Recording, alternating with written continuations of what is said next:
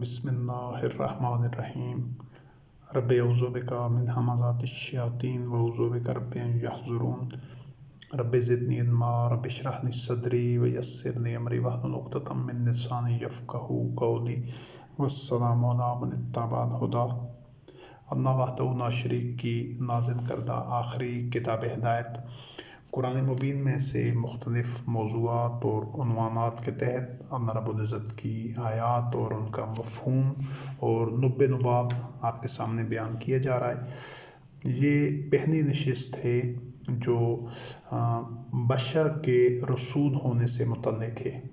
اس چیز کو ابتدا میں ہی واضح طور پر سمجھ لینا ضروری ہے کہ نبی کریم علیہ السلام محمد خاتم النبیین کے بعد قیامت تک کسی نبی نے نہیں آنا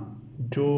دعویٰ نبوت کرتا ہے کہ مجھ پر اللہ وحدہ لا شریک کی طرف سے ذاتی طور پر کوئی وحی کا نزول ہوا ہے، وہ جو یہ دعویٰ ہے بنیادی طور پر یہ دعویٰ اس کو اسلام سے خارج کر دیتا ہے، اور اس کا نبوت پر جو ایمان ہے، سابقہ انبیاء علیہ السلام پر ایمان ہے، وہ باطل ہو جاتا ہے۔ وہ بندہ مسلمان نہیں رہتا، وہ کافر ہو جاتا ہے۔ اس چیز کو اچھی طرح سمجھنا ضروری ہے۔ تو اس سلسلے میں جو تمام انبیاء علیہ السلام ماضی میں گزر چکے ہیں، نبی کریم علیہ السلام خاتم النبیین ہیں، اس کے بعد کسی نبی نے نہیں آنا، لیکن تمام انبیاء علیہ السلام جن کو اللہ وحدہ لا شریک نے وحی عطا کی تھی،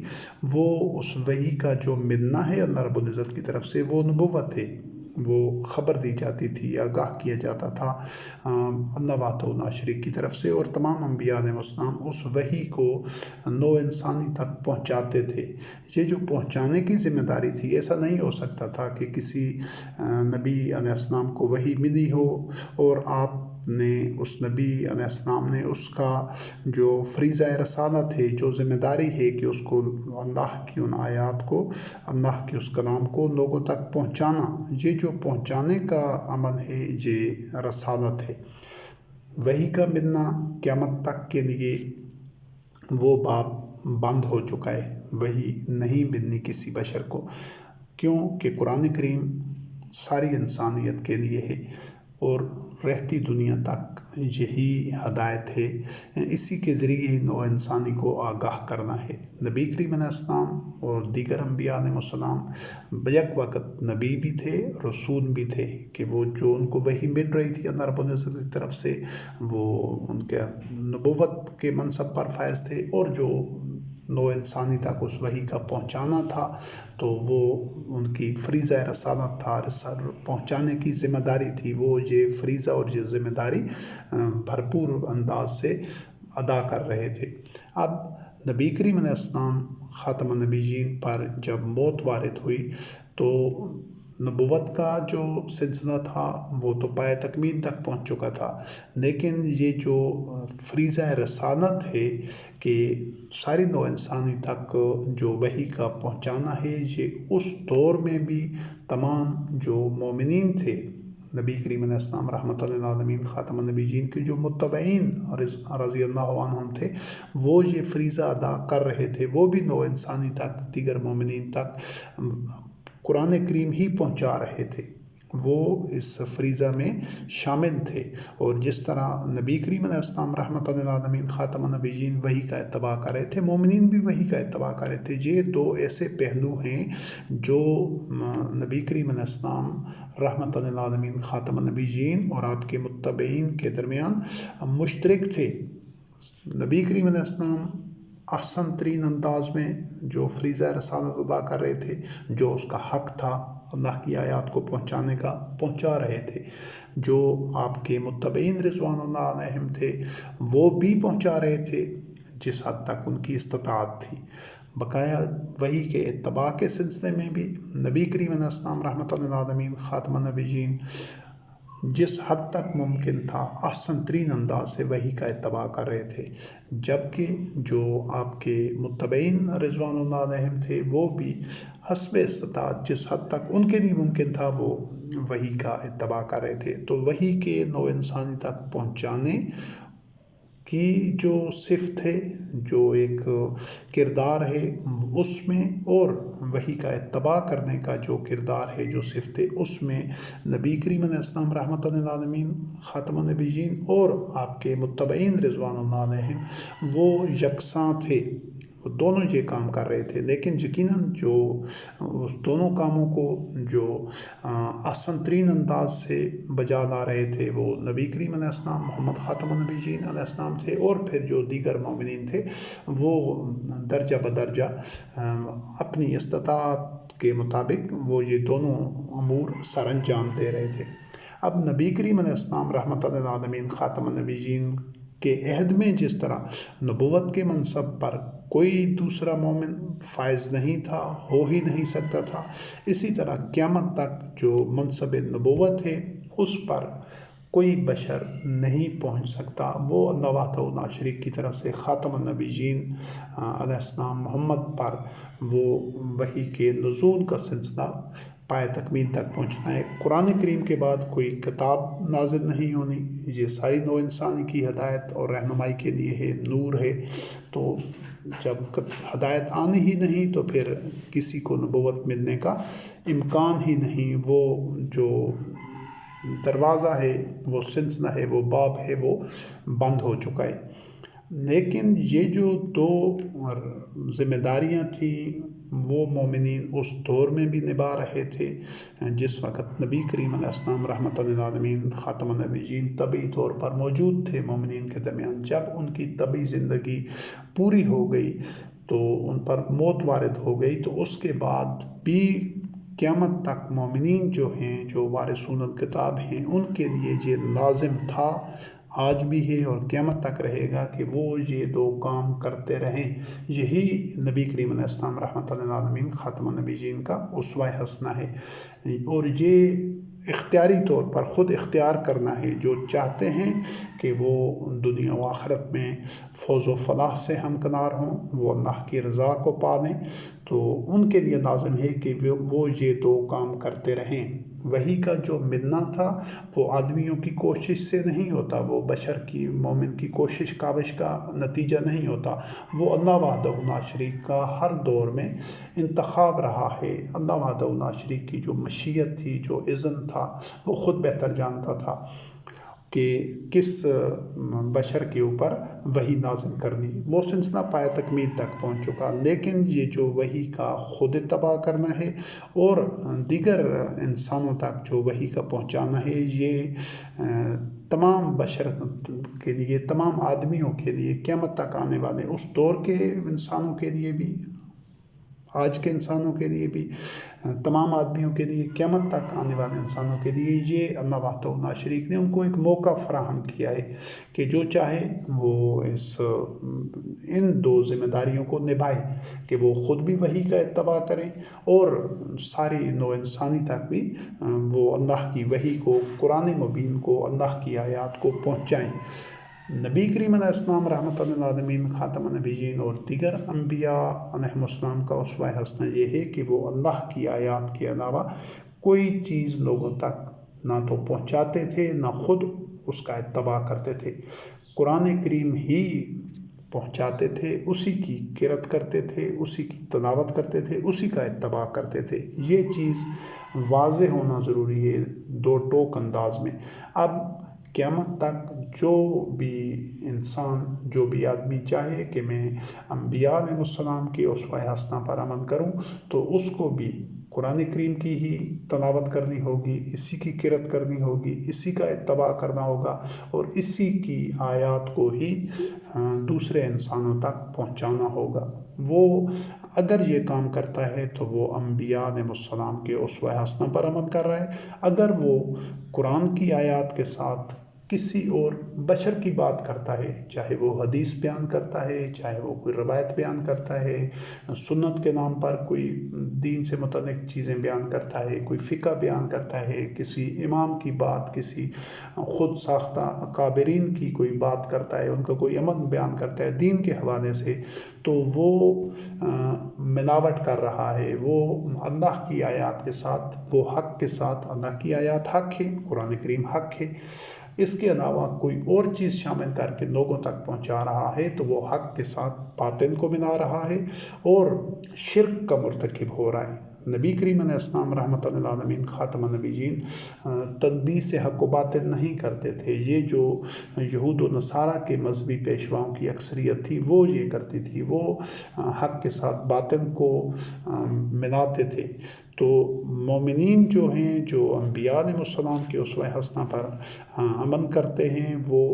قرآن کریم کے علاوہ کوئی بھی چیز، کوئی بات، کسی کا کوئی قول، کوئی فعل جو قرآن کریم سے باہر ہے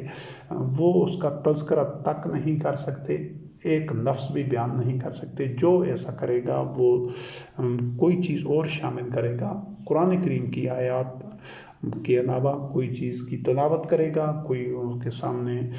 قرأت کرے گا، ان کو بیان کرے گا، دین کے نام پر کوئی اور حوالے دے گا، چاہے وہ فقہ ہے، تصوف ہے، احادیث ہیں، روایات ہیں، سنت کے نام پر ہے، یا کوئی بھی اس کو عنوان دیا جائے مختلف شخصیات سے متعلق، وہ عقائد، اعمال، افکار، نظریات جو کچھ بھی ہیں ان کو اگر وہ بیان کرتا ہے، ان کا ایک لفظ بھی بیان کرتا ہے تو وہ شرک کا مرتکب ہو رہا ہے۔ شرک ہے، چاہے تھوڑا ہے چاہے زیادہ ہے۔ جس طرح شہد یا دودھ کے ساتھ زہر شامل کرنا ذرا سا بھی ہو یا زیادہ ہو، لیکن زہر بہرحال زہر ہوتا ہے۔ تو یہ ذمہ داری قیامت تک مومنین نے نبھانی ہے۔ وہ اللہ کی آیات کو ہی پہنچائیں گے انشاءاللہ العزیز، اور انہی کی قرأت کریں گے، انہی کی تلاوت کریں گے، وہ اللہ کی آیات کا ہی اتباع کریں گے، اور یہی اسوہ حسنہ ہے۔ تو یہ جو مقام نبوت ہے، یا یہ جو فریضہ رسالت ہے، یہ جو اللہ کی آیات پہنچانے کی یہ ذمہ داری ہے، یہ قیامت تک وارثون الکتاب کی ذمہ داری ہے۔ تو اس چیز کو سمجھنا ضروری ہے۔ نبوت کا جو باب ہے وہ بند ہو چکا ہے، قیامت تک کوئی نبی نہیں ہو سکتا، لیکن یہ جو رسالت کی ذمہ داری ہے، یہ فریضہ ہے اللہ کی آیات پہنچانے کا، یہ ہر مومن نے اس کو پورا کرنا ہے۔ جو یہ پورا نہیں کرتا وہ مومن نہیں ہے، وہ انبیاء علیہ السلام کے اسوہ حسنہ پر عمل نہیں کر رہا۔ اور جو اللہ کی آیات بھی بیان کرتا ہے، ان کی بھی قرأت کرتا ہے، تلاوت کرتا ہے، لوگوں تک پہنچاتا ہے، لیکن اس کے ساتھ ساتھ وہ احادیث، روایات اور سنت کے نام پر اور فقہ کے نام پر اور دیگر جو مختلف شخصیات ہیں، جو دیگر کتابیں ہیں، ان میں سے بھی کچھ ان کے کنٹینٹ اور ان میں سے کچھ مواد ان کا بھی بیان کرتا ہے، وہ شرک کرتا ہے، وہ حق کے ساتھ باطل کو ملاتا ہے۔ جبکہ انبیاء علیہ السلام کا اسوہ حسنہ یہ کہ وہ حق کے علاوہ ایک لفظ بھی دین کے حوالے سے، دین کے عنوان سے لوگوں تک بیان ہی نہیں کرتے تھے، ایک لفظ بھی اس کی گنجائش ہی نہیں ہے۔ وما ينطق عن الهوى ان هو الا وحی یوحی، جو کچھ وحی ہوتی تھی نبی کریم علیہ السلام رحمۃ للعالمین خاتم النبیین کے قلب اطہر پر، وہی بیان کرتے تھے کہ یہ اللہ کی طرف سے وحی ہوئی ہے، یہ دین ہے،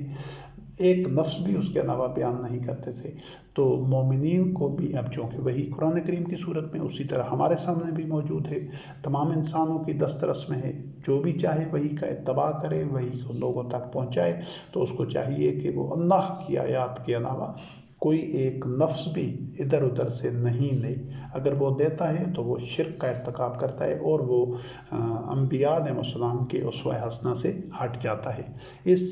وضاحت، بنیادی ایک وضاحت کے بعد، تاکہ کسی قسم کی غلط فہمی نہ رہے، کیونکہ یہ ماضی میں اس 1400 سال میں مختلف جو لوگ ہیں جو باطل دعویٰ کرتے رہے ہیں نبی ہونے کا، نبوت کا، تو اس غلط فہمی کو ختم کیا جائے کہ تاکہ یہ کسی میں یہ بدگمانی اور غلط فہمی اور گمراہی پیدا نہ ہو کہ یہ جو اللہ وحدہ لا شریک کی آیات بینات آپ کے سامنے بیان کرنے کا سلسلہ ہے، یہ جو ایک کاوش ہے کہ سارے جو مومنین ہیں جتنے بھی قرائے ارض پر ہیں وہ آسان انداز سے انبیاء علیہ السلام کے اسوہ حسنہ پر عمل کر سکیں، تو اس کے لیے ایک جو اجتماعی کاوش ہے اس میں اللہ کی آیات آپ کے سامنے بیان کی جا رہی ہیں، تو اس کو کسی غلط تناظر میں ایک جہالت کی بنیاد کے اوپر یا ناسمجھی کی بنیاد کے اوپر یا تعصب اور منفی ذہنیت کی بنیاد پر اس کو یہ رنگ نہ دیا جائے، یہ نہ سمجھا جائے کہ یہ جو اللہ کی آیات بیان کرنا ہے یہ کوئی نئی چیز ہے یا کوئی ایسا نیا دعویٰ کیا گیا ہے جس سے جو عقیدہ نبوت ہے، جو خاتم النبیین علیہ السلام کا پر ایمان لانا ہے اور نبی کریم علیہ السلام رحمۃ للعالمین خاتم النبیین کو اللہ کا آخری نبی تسلیم کرنا ہے، اس سلسلے میں تاکہ یہ وضاحت ہو کہ الحمدللہ رب العالمین کوئی بھی مومن ہو جس نے قرآن کریم کا مطالعہ کیا ہے، سمجھا ہے اس کو، تو وہ کبھی بھی یہ سوچ بھی نہیں سکتا کہ قیامت تک کسی انسان پر وحی نازل ہو سکتی ہے۔ قرآن کریم قیامت تک آنے والے انسانوں کے لیے ہے، اور وحی کا جو نزول کا سلسلہ ہے، نبوت کا جو سلسلہ ہے، وہ پائے تکمیل تک پہنچ چکا ہے۔ اس کے بعد کوئی نہ تو ضرورت ہے، نہ گنجائش ہے، اور نہ کوئی مومن اس کا تصور کر سکتا ہے قیامت تک۔ تو یہ جو مختلف ادوار میں یا ماضی میں یہ جو لوگ نبوت کا دعویٰ کرتے رہے ہیں، یہ بنیادی طور پر بیمار لوگ ہوتے ہیں، وہ ذہنی طور پر، سائیکولوجیکلی، نفسیاتی طور پر وہ ان کا توازن خراب ہو چکا ہوتا ہے۔ وہ اس وجہ سے یا جہالت کی وجہ سے یا جو بھی اس کے محرکات ہوں، وہ کوئی ذہنی دباؤ کی وجہ سے یا غلط فہمی کی وجہ سے وہ جو یہ دعویٰ نبوت کرتے ہیں کہ ہمارے اوپر کوئی انکشاف ہوا ہے، کوئی وحی ہوئی ہے، کوئی اس طرح کا القاء ہوا ہے، یا جو بھی اس کو مختلف یہ صوفیاء وغیرہ بھی جو اپنے آپ کو صوفی کہتے ہیں، تصوف کے لوگ، یہ بھی اس طرح کی خرافات، واہیات، نغویات وہ گاہے بگاہے اس لوگوں میں بیان کرتے رہتے ہیں۔ تو دین میں جو ہدایت ہے وہ کتاب اللہ میں ہے، قرآن مبین میں ہے، اور نو انسانی کو جو جتنی بھی قیامت تک ہدایت کی ضرورت تھی وہ مل چکی ہے، وہ اللہ کی کتاب میں ہے۔ اس کے بعد کسی بشر پر کوئی وہی یا اس سے ملتا جلتا کوئی بھی ایسا نام جو لوگوں کو گمراہ کرنے کے لیے، دھوکہ دینے کے لیے ہو، اس کا سلسلہ مکمل طور پر پایہ تکمیل تک پہنچ چکا ہے۔ قرآن میں جو کچھ ہدایت ہے اسی کا اتباع کرنا ہے، اسی کو نو انسانی تک پہنچانا ہے، اور یہ کسی ایک مومن کی یا چند مومنین کی ذمہ داری نہیں ہے، یہ ہر اس مومن کے لیے لازم ہے کہ وہ قرآن کریم ہی لوگوں تک پہنچائے، صرف خالص اور منزہ، اس کے ساتھ کسی چیز کی آمیزش نہ کرے۔ یہی انبیاء علیہ السلام کا اسوہ حسنہ ہے۔ تو اس وضاحت کے بعد یہ جو بشر کا رسول ہونا ہے، یعنی لوگوں تک جو وحی کا پہنچانا ہے، اس کے بارے میں مختلف تاریخی تناظر میں اور اس کے مختلف کوششوں سے متعلق کتاب اللہ میں، قرآن کریم میں جو کچھ بیان کیا گیا ہے اس پر ایک نگاہ ڈالتے ہیں۔ یہ سورۃ ہود کی آیت نمبر 27 ہے۔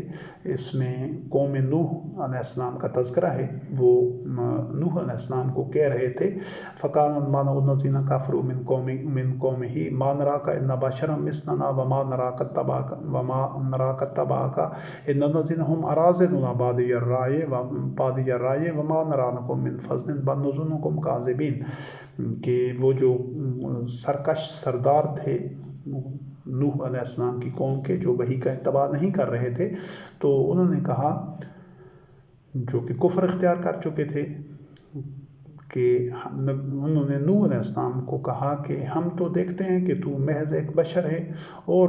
ہم دیکھتے ہیں کہ جو لوگ تیرا اتباع کر رہے ہیں، یعنی جو وحی کا اتباع کر رہے ہیں، جو تیرے ساتھی ہیں، جو تیری اطاعت کرتے ہیں، وہ تو صاف نظر آ رہا ہے کہ وہ ہمارے معاشرے کے گئے گزرے لوگ ہیں۔ وہ کوئی جن کو وہ حقارت سے دیکھ رہے تھے، وہ تو معاشرے کے ایک حقیر لوگ ہیں۔ یہ ان کی ایک جو ان میں جو تکبر تھا اور وہ جو ایک ان میں شیطانیت تھی، اس کی بنیاد پر وہ مومنین کو گیا گزرا کہہ رہے تھے، یا معاشرے کے پست لوگ کہہ رہے تھے۔ تو اور ہم دیکھتے ہیں کہ اور وہ نوح علیہ السلام کو کہہ رہے تھے کہ وَمَا نَرَىٰ لَكُم مِّن فَضْلٍ، کہ تمہیں تو ہمارے اوپر کوئی فضیلت نہیں ہے، اور ہم تو یہ گمان کرتے ہیں کہ تم جھوٹے ہو۔ اب دیکھیں ان کا جو اعتراض تھا وہ یہ تھا کہ بشر پر کس طرح وحی ہو سکتی ہے، یہ بشر کس طرح لوگوں تک یہ وحی کا جو فریضہ ہے وحی پہنچانے کا، یہ ایسا نہیں ہو سکتا۔ یہ ان کا ایک تصور تھا، باطن تصور تھا، ان کا جو آبائی مذہب تھا، جو عقیدہ ان سے پہلے سے چلا آ رہا تھا، جس پر وہ اڑے ہوئے تھے، ضد کر رہے تھے۔ کہ اعتراض ان کا یہی تھا کہ ما نراک الا بشرا مثلنا، کہ تم تو ہماری طرح کے ایک بشر ہو۔ تو یہ ان کا ایک اعتراض تھا، تحفظ تھا اور بنیادی نقطہ تھا۔ اسی وجہ سے وہ وحی کا اتباع نہیں کر رہے تھے، جو قوم کے سردار تھے جو کہ کفر کا ارتکاب کر رہے تھے۔ پھر اسی کو سورۃ المومنون کی آیت نمبر 24 میں اللہ رب کریم نے فرمایا کہ وہ یہ جواب بھی دے رہے تھے، یرید ان یتفضل علیکم ولو شاء اللہ لانزل ملائکۃ ما سمعنا بہذا فی آبائنا الاولین، چونکہ وہ اپنے باپ دادا کے مذہب پر انہی عقائد پر چل رہے تھے، تو انہوں نے کہا ہے کہ یہ جو نوح علیہ السلام ہیں یہ تو چاہتے ہیں کہ تم پر اپنی قوم کو وہ کہہ رہے تھے، وہ جو ان کے سردار تھے، کہ یہ نوح علیہ السلام تو اپنی بڑائی اور اپنی فضیلت چاہتا ہے تمہارے اوپر، اور اگر اللہ نے کوئی وحی نازل کرنی ہوتی، اگر اللہ چاہتا تو وہ ملائکہ کو نازل کرتا، انزلنا ملائکۃ۔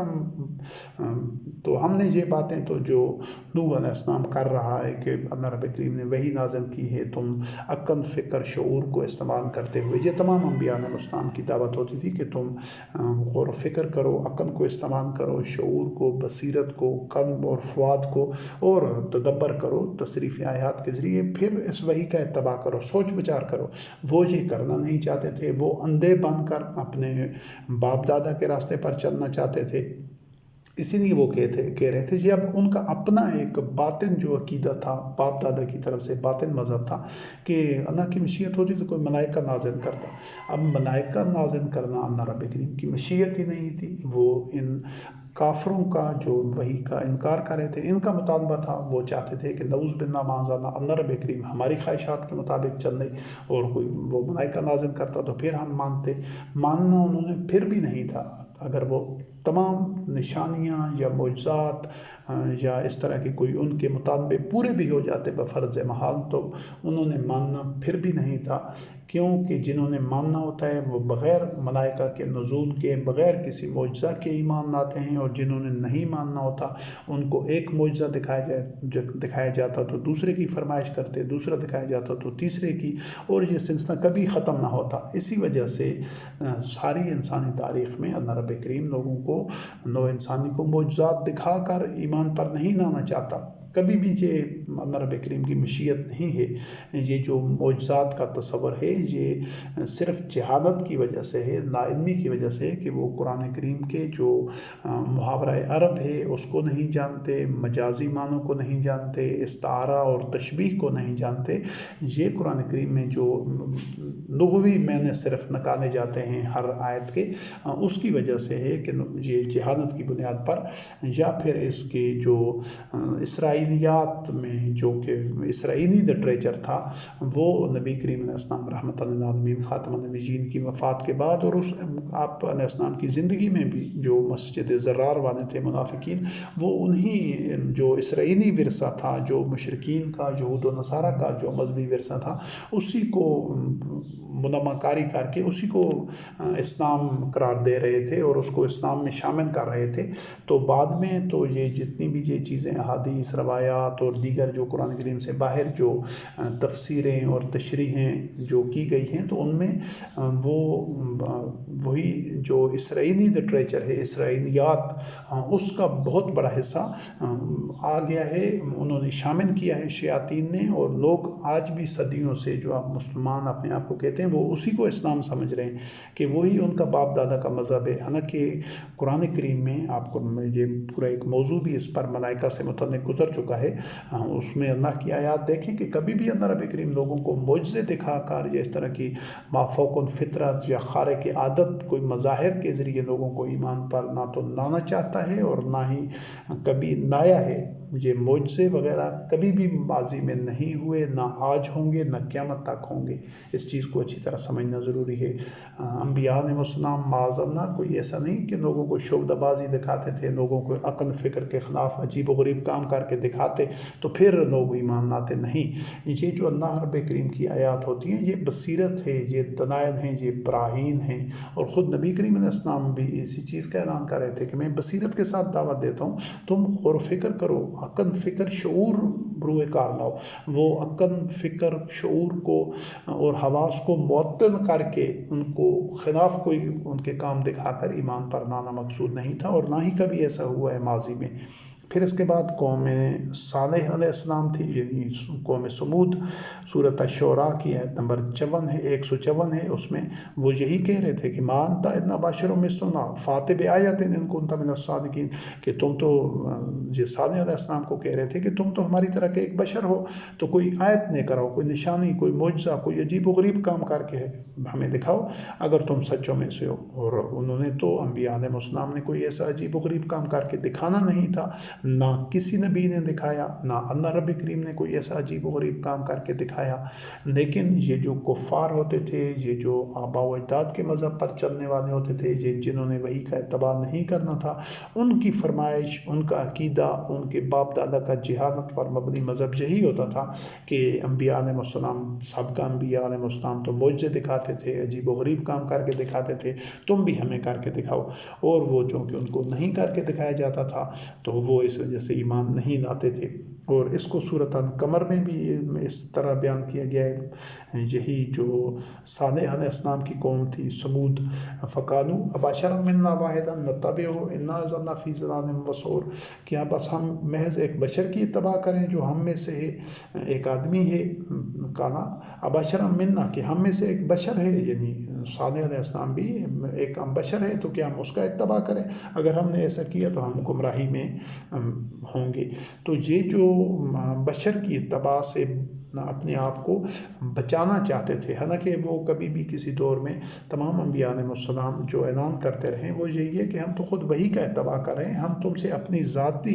نفسی طور پر اپنی ذات کی نہ تو اطاعت کرانا چاہتے ہیں نہ اتباع کرانا چاہتے ہیں، لیکن وہ پھر بھی وحی کے اتباع کو وہ بشر کی اتباع قرار دے رہے تھے اور اس سے انکار کر رہے تھے۔ جبکہ جو مومنین ہوتے تھے ہر دور میں، جو وحی کا اتباع کرنے والے ہوتے تھے، وہ آگے بڑھ کر کہتے تھے کہ ہاں بالکل ہم آپ کے ساتھ ہیں اور ہم وحی کا اتباع کرتے ہیں، آپ کی اطاعت کرتے ہوئے، آپ کی اتباع کرتے ہوئے۔ اس کے بعد قوم شعیب علیہ السلام ہے، سورۃ الشعراء کی آیت نمبر 185 186 میں وہ بھی یہی بات کہہ رہے تھے، قالوا انما انت من المسحرین وما انت الا بشر مثلنا وان نظنک لمن الکاذبین۔ وہ شعیب علیہ السلام کو کہہ رہے تھے کہ تو کوئی سحر زدہ ہے، کوئی جھوٹ بول رہا ہے، یا کسی طرح معاذ اللہ ذہنی حالت تمہاری ٹھیک نہیں ہے، اور تم تو ایک بشر ہو ہماری طرح کے۔ وہ کہہ رہے تھے، جو صالح علیہ السلام کی قوم تھی وہ کہتے بشر منا، ہم میں سے ایک بشر، اور یہ جو شعیب علیہ السلام کی قوم تھی یہ کہہ رہی تھی بشر وما انت الا بشر مثلنا، تم تو ہماری مثال، ہماری طرح کے ایک بشر ہو، اور ہم تو یہ گمان کرتے ہیں کہ تم جھوٹوں میں سے ہو معاذ اللہ۔ تو یہ اعتراض ان کا بھی، یعنی کہ شعیب علیہ السلام کا بھی تھا کہ بشر کی اطاعت نہیں کرنا چاہتے تھے، وہ عجیب و غریب کوئی معجزے، کوئی نشانیاں، کوئی مافوق الفطرت خارق عادت چیزوں کے متمنی تھے کہ ایسی ہوں تو پھر ہم اتباع کریں گے، حالانکہ اتباع وہ اگر ایسا دکھا بھی دیا جاتا تو جنہوں نے اتباع نہیں کرنا ہوتا وہ اتباع پھر بھی نہ کرتے۔ اس کے بعد یہ جو فرعون اور آل فرعون تھی، یعنی فرعون کے ساتھ جو سردار تھے، وہ جو سارے سرکش تھے، جو فرعون کو رب مانے ہوئے تھے، الہ مانے ہوئے تھے، معبود مانے ہوئے تھے، تو وہ بھی یہی بات کہہ رہے تھے موسیٰ کلیم اللہ علیہ السلام سے اور ہارون علیہ السلام سے، فَقَالُوا أَنُؤْمِنُ لِبَشَرَيْنِ مِثْلِنَا وَقَوْمُهُمَا لَنَا عَابِدُونَ فَكَذَّبُوهُمَا فَكَانُوا مِنَ الْمُهْلَكِينَ، کہ انہوں نے کہا کہ کیا ہم ہماری طرح کے یہ دو بشر ہیں، ان پر ایمان لے آئیں، حالانکہ وہ اتنے خود فریبی میں مبتلا تھے، اتنا ان کا موقف جھوٹا اور بونڈا اور بے بنیاد اور کھوکھنا تھا کہ وہ فرعون پر تو ایمان لا چکے تھے، حالانکہ وہ بھی بشر تھا، اس کو وہ رب مان رہے تھے، الہ مان رہے تھے، معبود مان رہے تھے، لیکن وہ موسیٰ کلیم اللہ علیہ السلام اور ہارون علیہ السلام پر اعتراض کر رہے تھے ان کے بشر ہونے پر کہ ہم ان دو آدمیوں پر ایمان کس طرح لیں؟ فقالوا انؤمن، کیا ہم ان دو بشروں پر ایمان لے آئیں کہ جو ہماری طرح کے بشر ہیں؟ حالانکہ فرعون بھی انہی کی طرح کا بشر تھا، لیکن اصل بات ان کی یہ تھی کہ ان کی جو قوم ہے یہ تو ہماری غلام ہے، اس کو تو ہم نے اپنا عبد بنا رکھا ہے۔ وہ چونکہ فرعون کے پاس سارے وسائل تھے اور وہ سارے ایک استحصالی ٹولہ تھا، وہ مستبد تھے، وہ مراعات یافتہ تھے، ایلیٹ کلاس تھی، ان کے پاس سرمایہ تھا، ان کے پاس ساری آسائشیں، ساری قوت اور سارا اقتدار و اختیار ان کے پاس تھا۔ تو وہ اور فرعون کا جو فرعونی نظام تھا وہ انہی جو تمام شیاطین تھے ان کے مفادات کو تحفظ دے رہا تھا۔ تو اس وجہ سے وہ فرعون پر تو اس کے سارا جو سٹرکچر تھا، سیٹ اپ تھا، اس کو تسلیم کیے ہوئے تھے، اس کے آگے سر تسلیم خم کر رہے تھے، لیکن موسیٰ علیہ السلام اور ہارون علیہ السلام پر وہ ان کے بشر ہونے پر اعتراض کر رہے تھے کہ ہم تو ان پر ایمان نہیں لاتے۔ تو انہوں نے پھر جھٹلا دیا موسیٰ کلیم اللہ علیہ السلام کو اور ہارون علیہ السلام کو، اور پھر وہ ہلاک ہو گئے جھٹلانے کی وجہ سے کہ وہ فرعون اور اس کی قوم تھی، آل فرعون تھی، اور جو اس کے ملاء تھے، وہ سردار اور جو اس کے مشیر وغیرہ تھے۔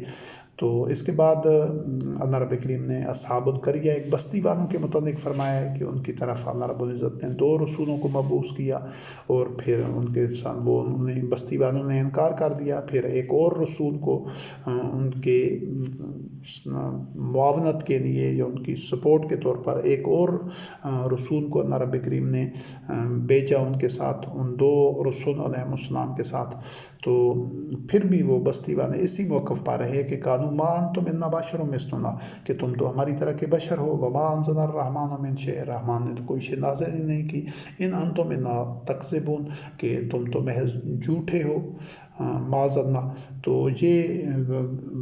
بشر کے اوپر رحمان کی طرف سے کوئی چیز نازل ہونے کے جو تصور کو ہی وہ رد کر رہے تھے، اور اسی وجہ سے وہ 2 رسول علیہ السلام کو پہلے جھٹلا چکے تھے، اور تیسرا جب رسول علیہ السلام ان کے پاس آیا تو اس کو بھی وہ جھٹلا رہے تھے کہ وہ اس چیز کو ماننا ہی نہیں چاہتے تھے کہ اللہ الرحمن الرحیم کوئی ہدایت نازل کر سکتا ہے بشر کے اوپر۔ تو اب جہاں تک یہ ہدایت کا سلسلہ ہے، تو ہدایت تو ساری نوع انسانی کی دسترس میں قرآن کریم کی صورت میں وہی تو آپ تک پہنچ چکی ہے۔ اب کسی اور پہنچانے والے کا انتظار نہیں کرنا، وہی آپ تک پہنچ چکی ہے، آپ نے خود اس کو، تمام انسانوں نے اس کو خود اس کا اتباع کرنا ہے، اور جن تک نہیں پہنچی ہے ان تک پہنچانا ہے۔ اس میں اور کوئی راکٹ سائنس نہیں ہے، کوئی اس میں ایسا الجھاؤ یا پیچیدگی نہیں ہے۔ یہ جو اس ذمہ داری کو خود نہیں نبھانا چاہتے، وہ خود وہی کا اتباع نہیں کرنا چاہتے، وہ دوسروں تک نہیں پہنچانا چاہتے، تو وہ وہی لوگ ہیں جو کہ مہدی کے انتظار میں ہیں، یہ جو خود کھڑا ہوا ہے، ایک باطن عقیدہ اور تصور ہے، اور اسی طرح وہ عیسیٰ روح اللہ علیہ السلام، عیسیٰ کلمۃ اللہ علیہ السلام کی آمد کے منتظر ہیں۔ تو یہ وہی لوگ ہیں جس طرح جو ماضی میں گزرے، ان کی یہی ذہنی کیفیت ہے کہ وہ یہ ذمہ داری وہی کے اتباع کی نہ خود پوری کر رہے ہیں، نہ وہی کو لوگوں تک پہنچانے تک آمادہ ہیں، یعنی جو فریضہ رسالت ادا کرنے کے تیار نہیں ہیں، وہ اسی معجزے کے انتظار میں ہیں۔ جس طرح یہ سب کا جو تباہ ہونے والی اقوام تھی، وہ کسی آیت کی، کسی نشانی، کسی معجزے، کسی عجیب و غریب کام کی متقاضی تھی، مطالبہ کر رہی تھی کہ ایسا ہو تو پھر ہم ایمان لائیں گے۔ تو کیا آپ بھی اسی طرح ان تباہ ہونے والی قوموں کی طرح اس چیز کا انتظار کر رہے ہیں کہ مہدی آئے گا تو ہم پھر ہدایت پر آئیں گے، یا عیسیٰ روح اللہ علیہ السلام آئے گا؟ نہ تو مہدی نے آنا ہے، نہ عیسیٰ روح اللہ علیہ السلام نے آنا ہے، کسی نے بھی نہیں آنا۔ یہ مومنین کے کرنے کا کام ہے۔ اگر آپ مومن ہیں تو آپ اتباع کریں وہی کا، اور فریضہ رسالت ادا کریں، اور وہی کو سارے لوگوں تک پہنچائیں جن تک نہیں پہنچی ہے۔ وہی آپ کے دسترس میں ہے۔ قرآن کریم کی صورت میں آج پورے کرۂ ارض کے انسان جو بھی چاہے اس وہی کو خود اس کا مطالعہ کرے، اس کو پڑھے، سمجھے، اس کا اتباع کرے عقل، فکر، شعور اور بصیرت کے ساتھ، اور دو انسانی تک اس کو پہنچائے۔ اس کے علاوہ اس سے ہٹ کر تو کوئی دین میں ایسا کوئی مبہم یا کوئی خفیہ کوئی ایسے غیر معروف کوئی تصور نہیں ہے وحی کی اتباع سے متعلق، اور نہ ہی وحی کو دوسروں تک پہنچانے سے متعلق۔ اگر کوئی یہ انکار کرتا ہے کہ ہمارے پاس وحی آئی ہی نہیں ہے، پہنچی ہی نہیں ہے، تو وہ یقیناً کوئی صاحب عقل و شعور ایسا انسان نہیں ہو سکتا کہ وحی قرآن کریم کی صورت میں موجود ہے، آ چکی ہے، ساری انسانیت کی دسترس میں ہے، دنیا کے کونے کونے میں، کسی بھی کونے میں آپ ہیں تو اللہ رب کریم کی وحی قرآن کریم کی صورت میں آپ تک پہنچ چکی ہے، موجود ہے۔ اگر آپ اس پر توجہ نہیں کرتے، اس کی طرف مائل نہیں ہیں، آپ اس کو ضرورت محسوس نہیں کرتے، اس سے اپنے آپ کو بے نیاز سمجھتے ہیں، تو یہ کفر کا عمل ہے۔ کفر کو اور کسی چیز کا نام نہیں ہے، یہی چیز ہے کہ وحی ہونے کے باوجود اگر آپ ادھر ادھر دوسری کتابوں کے ساتھ جڑے ہوئے ہیں، دوسری شخصیات کے افکار، عقائد، نظریات، اعمال میں الجھے ہوئے ہیں، تو آپ مشرک ہیں۔ یہ کفر اور شرک دونوں صورتیں ہیں، اس کسوٹی پر اپنے آپ کو پرکھ لیں، دیگر انسانوں کو پرکھ لیں۔ پھر اس کے بعد یہ جو اصحاب قریہ تھے یہ تو انکار ہی کر رہے تھے۔ پھر عرب میں جب نبی کریم علیہ السلام رحمۃ للعالمین خاتم النبیین کی بعثت ہو چکی تھی، تو عرب کے لوگوں کا کیا رویہ تھا جو وحی کا اتباع نہیں کر رہے تھے؟ سورۃ بنی اسرائیل کی آیات 94 اور 95 میں ہے، وما منع الناس ان یؤمنوا اذ جاءهم الهدى الا ان قالوا ابعث الله بشرا رسولا قل لو كان في الارض ملائكة يمشون مطمئنين لنزلنا عليهم من السماء ملكا رسولا۔ تو وہ بھی جو سرزمین عرب میں یہ کوئی بہت زیادہ پرانی بات نہیں، ابھی کی ہی بات ہے، اس میں 1400 سال پہلے کی بات ہے، کہ ہزار سال پہلے کی اقوام کی بات نہیں ہے۔ تو عرب بھی یہی بات کر رہے تھے۔ اللہ رب کریم نے فرمایا جو یعنی کہ وحی کا اتباع نہیں کر رہے تھے، ان میں تمام وہ لوگ تھے جو ایمان نہیں لائے تھے، یہ ان کا جو موقف تھا، جو ان کا رد عمل یا جو ان کی اپروچ اور نظریہ تھا، تو اللہ رب کریم نے فرمایا کہ لوگوں کو ایمان لانے سے اسی چیز نے ہی روکا، یعنی اور کسی چیز نے نہیں روکا، بلکہ اسی نفسیات نے، اسی جو آبائی جہالت پر مبنی تصور اور عقیدے نے جب ان کے سامنے ہدایت آئی تو کیوں وہ رک گئے ہدایت کا اتباع کرنے سے کہ ایمان نہیں لائے؟ وجہ یہ تھی الا ان قالوا، کہ وہ کہنے لگے کیا اللہ نے کسی بشر کو رسول مبعوث کیا ہے؟ تو ان سے کہہ دیجئے، نبی کریم علیہ السلام کو فرمایا گیا کہ چونکہ اب وہ بشر کے رسول مبعوث ہونے پر حیرانگی کا اظہار کر رہے ہیں اور وحی کا اتباع نہیں کر رہے، ایمان نہیں لا رہے تھے نبی کریم علیہ السلام پر، تو اللہ رب العزت نے فرمایا ان سے کہہ دیجئے کہ اگر زمین میں ملائکہ ہوتے، وہ چل پھر رہے تھے اور سارے معاملات ملائکہ ہی زمین میں سر انجام دے رہے ہوتے، تو پھر ہم ان پر آسمان سے ایک ملک کو، یعنی فرشتے کو ہی رسول بنا کر بھیجتے۔ اب چونکہ زمین میں ہر دور میں جو بشر رہے ہیں، اولاد آدم رہی ہے، آدمی ہی اس میں رہائش پذیر رہے ہیں جب سے، تو اس وقت سے اللہ رب کریم بشر کو ہی رسول بنا کر بھیج رہا ہے۔ اور یہ جو چیز تھی ان کے آبائی مذہب میں، ان کے جو باطن عقائد تھے، جو شیاطین کا گھڑا ہوا مذہب تھا، جو ان کو موروثی طور پر آبا کی طرف سے ملا تھا، یہ ان میں بشر کا رسول ہونا ان میں فٹ نہیں بیٹھتا تھا، کیونکہ وہ ہمیشہ سے یہی دیوبادائی عجیب و غریب قصے، معجزات، کرامات، نشانیاں اور اس طرح کے جو وہ بچگانہ اور احمقانہ مطالبوں میں الجھے ہوتے تھے، اور ان میں اتنی فکری پختگی اور شعور نہیں ہوتا تھا کہ یہ جو اللہ وحدہ لا شریک نے انسان کو جو مقام و منصب دیا ہے، لقد خلقنا الانسان فی احسن تقویم، اور اس کو جو فضیلت دی ہے علم کی اور جو عقل، فکر اور شعور کی، تو یہ اس کا تقاضا یہ ہے کہ انسان عقل و فکر سے کام لے کر اور بصیرت کے ساتھ وہ خود اپنی مکمل آزادی اور اختیار کے ساتھ اگر وحی کا اتباع کرتا ہے تو وہ فوز و فلاح کا حامل ہوگا، اور اگر نہیں کرتا تو وہ جانوروں کی سطح پر ہوگا، بن کے مردہ ہوگا۔ بے شک وہ طبی طور پر زندہ ہوگا، لیکن وہ ایک اس کے اپنے وجود کے حوالے سے وہ مردہ ہے اور جانوروں کی سطح پر ہے۔ اس چیز کو سمجھنا ضروری ہے۔ اور وہ لوگ جو تھے جو وحی کا انکار کر رہے تھے، اتباع نہیں کر رہے تھے، وہ احمقانہ اور جہالت میں مبتلا تھے، کہ وہ یہی تقاضا کر رہے تھے کہ ہمیں کوئی عجیب و غریب کام کر کے دکھائی، جس طرح آج یہ مسلمانوں کی بڑی اکثریت کو دیکھ لیں، इन्ना माशाअल्लाह कोई ऐसा होगा जो मेहदी के आने पर यकीन न रखता हो या ईसा रूहुल्लाह अलैहिस्सलाम के दोबारा आमद का मुंतज़िर ना हो। 1400 साल से इसी फ़रेब में मुब्तला है कि मेहदी आएगा, वो इस्लाह करेगा, और ईसा रूहुल्लाह अलैहिस्सलाम आएंगे और वो ज़मीन में अदल कायम करेंगे। और अजीब व गरीब तरीके से ये दोनों वही जो जाहिलीन में जो एक मुतालबा था, उनका जो तकाजा था हमाकत पर मबनी, जहालत पर मबनी, और ये भी असल में एक तरह का फ़रेब भी होता है और एक तरह का तकब्बर भी होता है, एक तरह की सरकशी भी होती है कि वो वही का इत्तबा तो नहीं करना चाहते थे अंदर से, लेकिन उसको बराह रास्त कह भी नहीं रहे थे, खुद कर कुफ्र भी नहीं कर रहे थे, बल्कि वो एक दरमियानी रास्ता उन्होंने बनाया हुआ था कि कोई निशानी आएगी या निशानी आनी है तो फिर वही का इत्तबा करेंगे। और वो निशानी नहीं आई, वो ऐसा मौजज़ा नहीं हुआ 1400 साल में, और क़यामत तक होना भी नहीं। ये जो अक़ल व बसीरत से काम लेकर वही का इत्तबा ख़ुद करेंगे, जो वारिसून किताब, और उसी वही को लोगों तक पहुँचाएँगे, उनके साथ अल्लाह वहदहू ला शरीक की नुसरत व ताईद, और उनकी तरफ से अल्लाह की वहदहू ला शरीक की तरफ से फ़तह उनके शामिल हाल होगी, और उन्हीं को समरात मिलेंगे, उन्हीं के साथ अल्लाह वहदहू ला शरीक के वादे पूरे होंगे। जो लोग सदियों से इस चीज़ के मुंतज़िर रहे हैं कि किसी मेहदी और किसी ईसा रूहुल्लाह अलैहिस्सलाम ने आना है, तो उनका तो वो फ़रेब में मुब्तला रहते हुए ज़िंदगियाँ गुजार रहे हैं, वो तो उसी गलतफ़हमी और जहालत की दंदन से और ज़ुल्मात से निकल ही नहीं सके। तो ये अल्लाह वहदहू ला शरीक की जो वही है वो आप तक पहुँच चुकी है, कुरान करीम की सूरत में सारी इंसानियत की दस्तरस में है।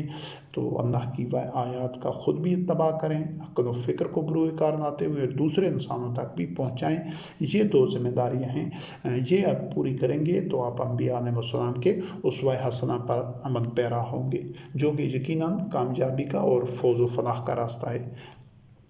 तो इसके बाद इन्हीं जो अरब में जो लोग थे, सूरत अल-अंबिया की आयत नंबर 2-3 में भी उसी का तज़किरा है कि वो जो संजीदगी से वही पर गौर फ़िक्र ही नहीं कर रहे थे, वही को संजीदा ले ही नहीं रहे थे, वही की मुखालफत कर रहे थे, अपने आबा व अजदाद के बातिल मज़हब पर थे, उन्हीं का तज़किरा है सूरत अल-अंबिया की आयत नंबर 2 और 3। मा यातिहिम मिन ज़िक्रिन मिन रब्बिहिम मुहदसिन इन्नस्तमऊहु वहुम यलअबून लाहियतन कुलूबुहुम मा असर्रुन नजवन लज़ीना ज़ालमू हल हाज़ा इल्ला बशरुम मिस्लुकुम अफ़तअतून अस्सिहरा व अंतुम तुबसिरून, कि उनकी तरफ यानी माजी में भी जो इस ज़हनियत के लोग थे उनकी तरफ भी, और सरज़मीन अरब में भी जो वही का इत्तबा नहीं कर रहे थे, जो कुरान करीम का इत्तबा नहीं कर रहे थे, नबी करीम अलैहिस्सलाम की अताअत करने पर आमादा नहीं थे, तो वो उन्हीं के मुतल्लिक़ नबी करीम ने फरमाया कि ये तो हर दौर में जो ऐसे लोग होते हैं उनकी तरफ जब कोई उनके रब की तरफ से वही आती है, नया ज़िक्र आता है, तो वो उसको सुनते हैं और खेलते कूदते हुए गैर संजीदा अंदाज में गौर फ़िक्र नहीं करते, अक़ल, फ़िक्र, शऊर, बसीरत, क़ल्ब और फ़ुआद को बरूए कार नहीं लाते, तदब्बर नहीं करते, तसरीफ़ आयात की रोशनी में सोच विचार नहीं करते, तो इनके तो दिल गाफिल होते हैं और वो सरगोशियाँ करते हैं, चालें चलते हैं, मशवरे करते हैं, जोड़ तोड़ करते हैं दीन के ख़िलाफ़ और मोमिनीन के ख़िलाफ़, और वो उसको छुपाते हैं, यानी उनकी जो चालें हैं खुफिया होते हैं। और वो मौक़िफ़ उनका ये होता था कि हल हाज़ा इन्ना बशरुम मिस्लुकुम, ये तो तुम्हारी तरह का एक बशर है, तो क्या तुम इसके सहर में आते हो, यानी कि इसके फ़रेब में मुब्तला होते हो देखते बांधते हुए। तो वो अपने आप को बड़ी चालाक और होशियार समझ रहे थे कि हम तो सब कुछ देखते बांधते हैं, तो ये बशर है, इसने कोई ऐसा मौजज़ा, कोई ऐसी निशानी, कोई ऐसी दलील जो माफ़ौक़ुल फ़ितरत हो, जो कोई अजीब व गरीब हो, ऐसी चौंके ऐसे नहीं दिखाई। तो अब यहाँ पर देखें नबी करीम अलैहिस्सलाम रहमतुल लिल आलमीन ख़ातमुन नबीयीन से ख़ुद जितने भी ये जाहिलीन ने सदियों से मौजज़े मंसूब कर रखें कि वो चाँद के 2 टुकड़े हो गए थे और फ़लाँ मौजज़ा हुआ था और पत्थरों ने कदमा पाड़ दिया था, और तरह तरह के अजीब व गरीब जो ये किताबें बढ़ी हुई हैं, ये जो इसराइलियात کا جو ایک چربہ ہے، اس کی نقل ہے کہ جو کچھ ان کے یہود و نصارہ کے مذہبی پیشواؤں نے جو جھوٹ کاٹ رکھے تھے، جو اس طرح کے معجزے اور خلاف عقل و فکر اور دلیل و برہان اور مادی قوانین کے خلاف جو طرح طرح کی واقعات کاٹ رکھے تھے، تو وہ اسی طرح بعد میں شیاطین نے اسلام کے اندر بھی اس طرح کی چیزوں کو گھڑا، اور یہ دیگر جو کتابیں ہیں قرآن کریم کے علاوہ، ان میں جو ان کی بھرمار ہے اس طرح کی چیزوں کی۔ اور جہاں سے قرآن کریم سے ثابت ہو رہا ہے کہ نبی کریم علیہ السلام تو ایسی کوئی چیز ان کے سامنے نہیں پیش کر رہے تھے، وہ تو کہہ رہے تھے کہ یہ میری جو دعوت ہے یہ بصیرت پر مبنی ہے، آپ عقل فکر شعور کو بروئے کار لائیں، اس پر سوچ فکر کریں، تدبر کریں، اور پھر اس کے بعد اس کے نتائج کو غور و فکر کریں، پھر اپنائیں، پھر وہ نتائج کو دیکھیں۔ یہ ہے طریقہ انبیاء اور رسول علیہ السلام کا۔ اور اس کے بعد سورۃ المدثر میں آیت نمبر 24 اور 25 میں بھی ان کی اسی ذہنیت کا تذکرہ کیا ہے اللہ وحدہ لا شریک نے۔ یہ جو عرب کے سرمایہ دار تھے یا قوم کے سردار تھے، یہ جو بنیادی طور پر اس چیز کی پہلے متعدد دفعہ وضاحت ہو چکی ہے کہ یہ جو وحی کا جو پیغام ہوتا ہے، ہر دور میں ساری انسانی تاریخ میں انبیاء علیہ السلام جو مبعوث ہوتے رہے، وہ معاشرے کی جو بہت بڑی بیماری رہی ہے ہر دور میں، تقریباً بیشتر جو معاشرے تھے، جو ان میں جتنے فساد تھا، جتنا ظلم تھا، جتنے جرائم تھے، اور جتنی وہ ظلمات میں، تاریکیوں میں، پستیوں میں گرے ہوئے تھے، اس میں بہت بڑی اور بنیادی جو وجہ تھی وہ دولت کی ظالمانہ تقسیم تھی۔ وہ دولت کا ارتکاز تھا کہ ہر معاشرے میں تقریباً دولت چند ہاتھوں میں ہوتی تھی، اور وہ لوگ جو دوسروں کا ناجائز استحسان کر رہے ہوتے تھے، جو انیٹ کلاس ہوتی تھی جس کو قرآن کریم میں مترفین کہا گیا ہے، جو سرمایہ پرست ہوتے تھے، زر پرست، وہ بیشتر وسائل پر خود قبضہ کیے ہوئے تھے، جو رزق کے خزانے تھے، یہ جو جتنے بھی ذرائع پیداوار ہیں، تو اپنے پاس ان کے زیادہ سے زیادہ سرمایہ، مال و دولت اور سہولتیں، آسائشیں، آرام و آسائش کی چیزیں زیادہ سے زیادہ اپنے قبضے میں رکھتے تھے، اور اکثریت کو محکوم رکھتے تھے تاکہ وہ ان کو اپنا تابع رکھ سکیں، ان کو اپنا محکوم رکھ سکیں، اور ان کو وہ جو ان کو ظلمات میں اور محرومی میں اور پستی میں، جہالت میں، بنیادی انسانی ضروریات سے محروم کر کے رکھتے تھے، اسی کے نتیجے میں ہی بہت سارے جرائم جنم لیتے تھے، اور بہت سارا بگاڑ معاشرے میں پیدا ہوتا تھا مختلف گوشوں میں۔ اور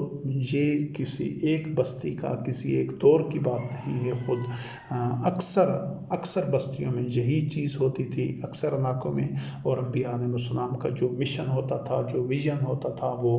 بنیادی طور پر یہی ہوتا تھا کہ معاشرے میں عدل و قسط کی بنیاد پر سارے معاملات ہوں، کوئی کسی کا اس طرح کسی پر ظلم نہ کر سکے، اس کا ناجائز استحصال نہ کر سکے، استبداد نہ کر سکے، اور دولت کا یہ جو چند ہاتھوں میں ارتکاز ہے، لا دولتاً بین الاغنیاء منکم، کہ دولت چند ہاتھوں میں مرتکز نہ رہے، بلکہ دین ہر دور میں اللہ رب کریم کے جو انبیاء علیہ السلام تھے، وہ مختلف وہ ایسے ٹولز، ایسے طریقے، ایسے اقدامات، ایسی حکمت عملی، ایسے سٹیپس بتاتے تھے معاشرے کو، اور مومنین ان اقدامات پر، ان سٹیپس پر عمل کرتے تھے، جس سے بتدریج مستقل طور پر وہ جو دولت کا ارتکاز تھا، وہ چند ہاتھوں سے سارے انسانوں تک منتقل ہوتا جائے، اور تمام انسانوں کی جو بنیادی ضروریات ہیں، وہ بنیادی انسانی ضروریات وہ یکساں طور پر اور پورے تحفظ کے ساتھ اور ضمانت کے ساتھ وہ پوری ہو رہی ہوں، اور دولت چند ہاتھوں میں مرتکز نہ ہو۔ جب اس طرح کا نظام کسی معاشرے میں بن جاتا ہے، تو اس میں پھر جو فساد ہے، جو جرائم ہیں، جو بگاڑ ہے، وہ بہت حد تک کم ہو جاتا ہے، اور معاشرے کے بہت سارے جو مسائل ہوتے ہیں، جو مصائب ہوتے ہیں، وہ از خود اسی دولت کے عدل و قسط پر مبنی جو تقسیم ہے، اسی کے ذریعے ہی وہ حل ہو جاتے ہیں۔ تو یہ جو عرب کے سرمایہ دار اور سرداران قوم تھے یہ بھی یہی بات کر رہے تھے کہ فقانا ان ھذا الا سحر یوسر ان ھذا الا قول بشر، کہ یہ تو پہلے سے چلا یا پرانا وہ معاذ اللہ جھوٹ ہی ہے جو قرآن کریم کی صورت میں بھی بیان کیا جا رہا ہے، چونکہ قرآن کریم ہی آپ جب اس کے مختلف موضوعات پر آیات دیکھیں گے مختلف موضوعات پر تو وہ متعدد موضوعات میں سے آپ کو واضح نظر آ جائے گا کہ قرآن کریم میں بھی جو نبی کریم علیہ السلام رحمۃ اللہ علیہ خاتم النبیین کا بنیادی ہدف تھا، جو ٹارگٹ تھا، وہ یہی تھا کہ دولت کی عادلانہ تقسیم ہو تاکہ کوئی بھی انسان محروم نہ رہے، اور چند ظالم اور مستبد اور یہ جو مترفین ہیں، یہ سرمایہ دار ہیں، مال و دولت والے، یہ دولت اور وسائل پر قابض نہ رہیں اور دوسروں کو محروم نہ رکھ سکیں۔ یہی وہ بنیادی تغیر تھا، وہی بنیادی انقلاب تھا جو ہر دور میں لانا مقصود ہوتا ہے، اور خود سرزمین عرب پر بھی نبی کریم علیہ السلام رحمۃ اللہ علیہ خاتم النبیین نے یہی انقلاب برپا کیا۔ اس کے دوسرے گوشے بھی ہیں، اس میں عبادات کا بھی ہے، ایمان کا بھی ہے، لیکن وہ سارے جو سپورٹو پہلو ہیں، گوشے ہیں، وہ اسی لیے ہیں کہ اس انقلاب کو ٹھوس بنیادوں پر جو برپا کیا جائے اور اس کو محکم بنیادیں فراہم کی جائیں کہ جس سٹرکچر کے ساتھ، جس ایک پروٹوکول کے ساتھ، اور جن عبادات اور ایمانیات اور جن ایک لائف سٹائل اور طرز زندگی کے ساتھ وہ زمین میں جڑیں پکڑے اور مستقل اور دائمی طور پر وہ شجر طیبہ کی طرح وہ انقلاب رہتی دنیا تک برقرار رہے۔ یہ پورا ایک نظام اسی مقصد کے لیے تھا۔ جس طرح آپ یوں سمجھ لیں کہ کسی بھی فصل سے یا کسی باغ سے یا کسی چیز سے، درخت سے، اس کا جو مقصود ہوتا ہے وہ اس کا پھل ہوتا ہے، اس سے اور بھی اضافی اس کے گوشے ہوتے ہیں اس سے متعلق، لیکن اصل مقصود یہ ہوتا ہے کہ جو اس کا ماحصل ہوتا ہے وہ اس کا ثمر ہوتا ہے۔ تو جو دین میں جو دولت کی عادلانہ تقسیم ہے، جو ارتکاز دولت کو ختم کرنا ہے، یہ بنیادی ہدف ہوتا ہے، اور اس سے سپورٹو اور بھی جو تزکیہ نفس ہوتا ہے، وہ جن لوگوں میں وہ تزکیہ نفس ہوتا ہے وہی اصل میں یہ ارتکاز دولت کے خلاف اٹھ کھڑے ہوتے ہیں، وہ ارتکاز دولت کے بت کو توڑ دیتے ہیں جن میں وہ تغیر نفس پیدا ہوتا ہے۔ تو یہ جو ایمان لانا ہے، مختلف عبادات ہیں، اور میں اطاعت کا جو سلسلہ ہے، وہ اس کا مقصد ہی یہی ہے کہ آپ اس تغیر نفس کے قابل ہو جائیں۔ وہ تغیر نفس نہ کر آپ اس دولت کے جو ناجائز ارتکاز ہے، جو ناجائز استحصال ہے، آپ اس کو ختم کر سکیں، اور یہ دولت کے تمام انسانوں تک یکساں جو بہاؤ ہے، جو فلو ہے، اس کو یقینی بنائیں تاکہ تمام انسانوں کی بنیادی انسانی ضروریات آسان انداز سے پوری ہو رہی ہوں۔ وہ تمام انسان بحیثیت آدمی، چاہے ان کا عقیدہ مذہب کوئی بھی ہو، وہ پرامن بقائے باہمی کے اصول پر رہتے ہیں، تو ان کو یکساں تکریم حاصل ہو، اور ان کی بنیادی انسانی ضروریات جو ہیں وہ ان کی خوراک کی ہیں، لباس کی ہیں، تعلیم و تربیت کی ہیں، ان کے جو میڈیکل ایکسپنسز ہیں، اور جو ان کی دیگر عدل و قسط کی فراہمی ہے، اور مساوات ہے، یکساں تکریم ہے، وہ سب ان کو مل رہی ہوں۔ یہ ہے وہ پیکج، اور یہ تبھی ممکن ہو جب معاشرے میں سے جو چند قارون ہوتے ہیں، مترفین ہوتے ہیں، جو سرمایہ پرست ہوتے ہیں، جو خدا بنے بیٹھے ہوتے ہیں، جب ایسے لوگ نہیں ہوں گے،